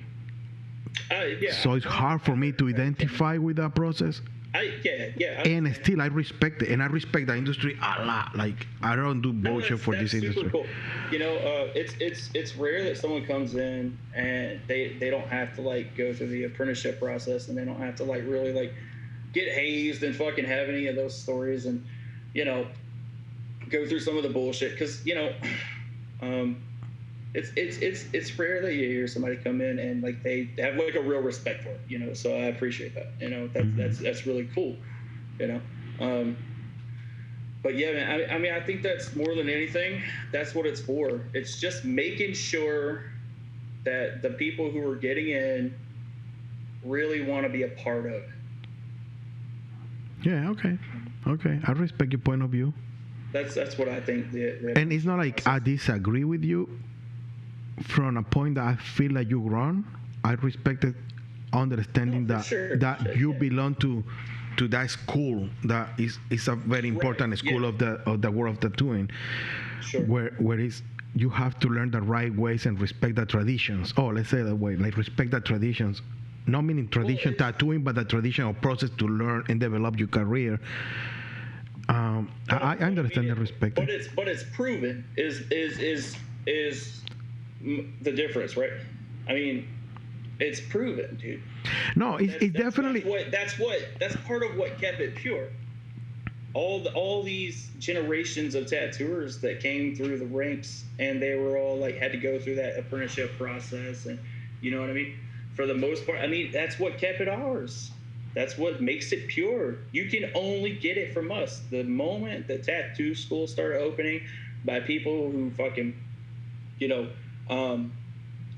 like, because that's what's going to happen. It's going to be some backer who has money who's going to open a tattoo school because it turns into a cash cow because it costs $20,000 for your 2 weeks because, like, you learn a craft or whatever the fuck, and it's going to fill his pocket. It's not ours anymore. Tattoo school shouldn't be a business because anybody can open a tattoo school because it's a fucking business. Same thing with like non-tattooers owning businesses, right? So that's a slippery slope. But I think anything that is like of the betterment of tattooing, you know what I mean? I still feel, again, it's my opinion, and I don't know shit because I jump into this industry by a happy accident, and again, I do the right thing every day, and I try to respect and value a lot. Cool. Like, I don't have any gripes about you, actually. No. What I'm trying to say is that I got this thought that I don't know if it's needed, but I feel like creating a good environment, the right environment to teach the right way tattooing is an option, even if it's through a school. Meaning, a school where it's tattoo artist teaching, like, again, medicine or any kind of science, they have professors that are scientific teaching that shit. You know what I mean? So but it also keeps the it's so easy to become a tattooer though, right? So it also keeps those numbers down. Like, being able to only come to us, being able to only come to a tattoo shop and get an apprenticeship, and that's the only way you can get in. Because they sell love. Keeps the numbers down. No, but the thing is that my point of view, the way how I approach my idea, is actually from love to tattooing rather than from just money or capitalism or whatever. It's more like love for the real tattooing and the right way to do things. And this happened. What I'm trying to say is that you're right, 100%, and that people should learn from people that knows. And now that you gotta teach somebody, your responsibility is to teach them, not just, okay, this is the machine, this is the ink, go do whatever you want and make money. No, you have to teach everything, and they have to learn and earn the process of teaching and an apprenticeship, right? I think you have to instill a bit of a code, a bit of the morals of what we're doing into them, because like not a lot comes with that these days. You know what I mean? You're definitely part of something. No, but the problem of that point of that that hello. Can you hear me? Yes, but my screen went off. Oh, wait. Oh, probably just gotta move your mouse. No, I did a little. It's a laptop, so the thing there, yeah. But I don't know. It was weird. I don't know. Weird. Anyway, it's super rude the way how it went off. It blocked my thoughts. I thought my screen went off. My computer was unplugged or something. Anyway, there is a lot of people that have been tattooing for many years and own tattoo shops and has the reputation of being in the industry for so many years and being a part of the industry, all of that, and still they suck. They're bad artists, or they got bad models, or they don't care about sanity. Let's say, like, keeping things properly clean or sanitary. Yeah. Or they don't care about do the same flash on everybody, or do this stencil and repeat it. All those things that the newer school, let's say, now respect more, right? Like you have to respect your client. You have to be clean. You have to be original every time, or try to. You have to. All of those things we value it more, and we value it because the evolution of the tattooing itself, right? if everybody kept going to the same traditional artist or traditional first artist and learn those ways and have to respect those ways, tattooing wouldn't evolve as much as they did. Because every time that somebody came with a new style. I'm not referring to like sanitation. Oh no, I know you don't. What, no, but let me finish that thought. Because I know clearly you know. Go ahead. I clearly understand your point. What I'm trying to circle to my idea is where my thoughts are coming from. So the point is that there is many. To make it shorter, there are many artists with good reputation, and there are many kids that want to learn that go to these people because they're the one with a reputation, not knowing better, right? Yeah. I feel like thinking that telling the people the only way to learn the proper ways is going through that process not always is right. I know somebody, I mentioned it with Christian Perez too, I think it was Christian Perez or maybe Hector Cedillo. I know somebody that paid like $6,000 to do an apprentice in a shop, and after 2 years she was still just cleaning around the shop. Yeah, and bringing coffee. You know, that's one of those things, man. That's what I'm talking about. Like, it's so fucking oversaturated, and there's so many tattooers, and so like you have a lot of people taking advantage of it. I blame that on like the oversaturation. You know what I mean? Like, you know, they shouldn't be in there. They shouldn't be in there. I mean? But somebody let them in, and it's like you shouldn't have. You know what I mean? But like, it was probably somebody who didn't care about the morals and the code of tattooing and trying to bring them in the right way and teach them what they need to know. It was probably some fucking apprentice factory that let that person in. They don't care about tattooing. Exactly. They have a shop, and they probably just charged them $6,000. But that's the point, right? Like, that's what I'm saying. Like, basically what I'm saying is I'm trying to keep like real tattooers in the business and people like that the fuck out. You know what I mean? Because they don't belong here. You know what I mean? This isn't like something that you should take advantage of. You only get to be a part of it. You know what I mean? Like, yeah, no, definitely. But again, that's where my process of thoughts came from. No, yeah. Meaning, like, probably it would be easier to put together a commission of artists that we know that care about the industry for real and knows the real ways to learn this process and create a curriculum and create a school and teach it in the right way, back it up by the real artists, not just some scammer in the streets. Yeah, but it would be a better way.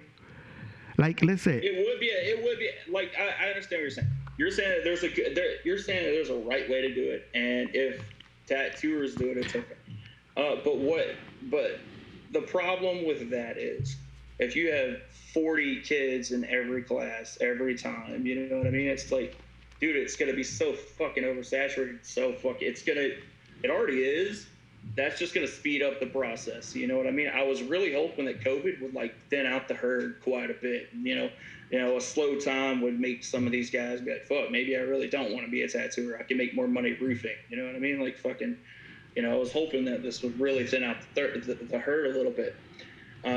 But, you know, I think the problem with that is, like, you end up back into the saturation issue, you know, and there's just going to be so many fucking tattooers where, like, everybody's cutting everybody's throat. You know, I know tons of, like, decent tattooers who can't fucking eat hardly, dude, because there's some dude down the road who will do it for, you know, $20 cheaper. You know what I mean? It's like, and there's a lot of good tattooers now, too. Yes. It's like, there's a good tattooer just about every shop. You know what I mean? It's like, dude, it's getting rough out here, dude. You know, it's like, I think putting way more people into the mix is just gonna fucking make it worse. You know, I think that there needs to be like an apprenticeship fucking halt for now. You know what I mean?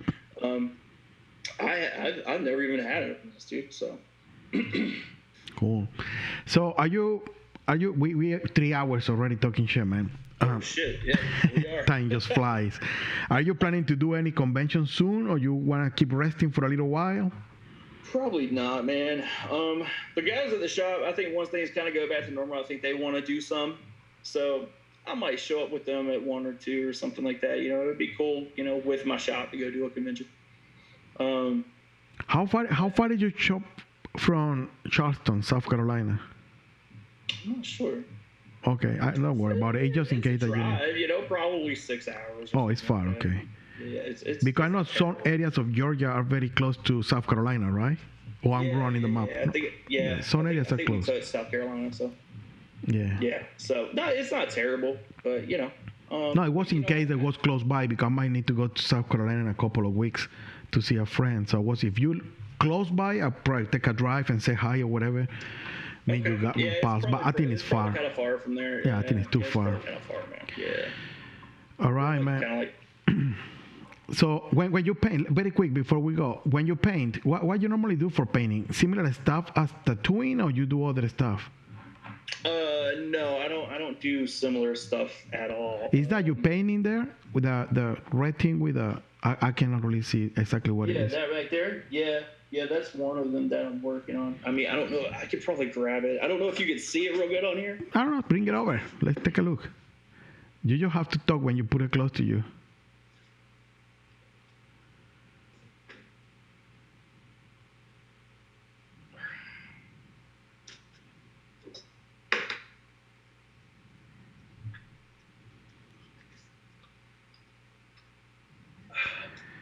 Yeah, when you turn it around to show it, make sure you talk a little bit so I can really see it. Yeah. I don't know if you can see it. Can you see it? Hardly. Probably a little farther back, maybe. A little farther back. Hang on. I'm sorry, man. I don't have any small ones right here. Let me try this.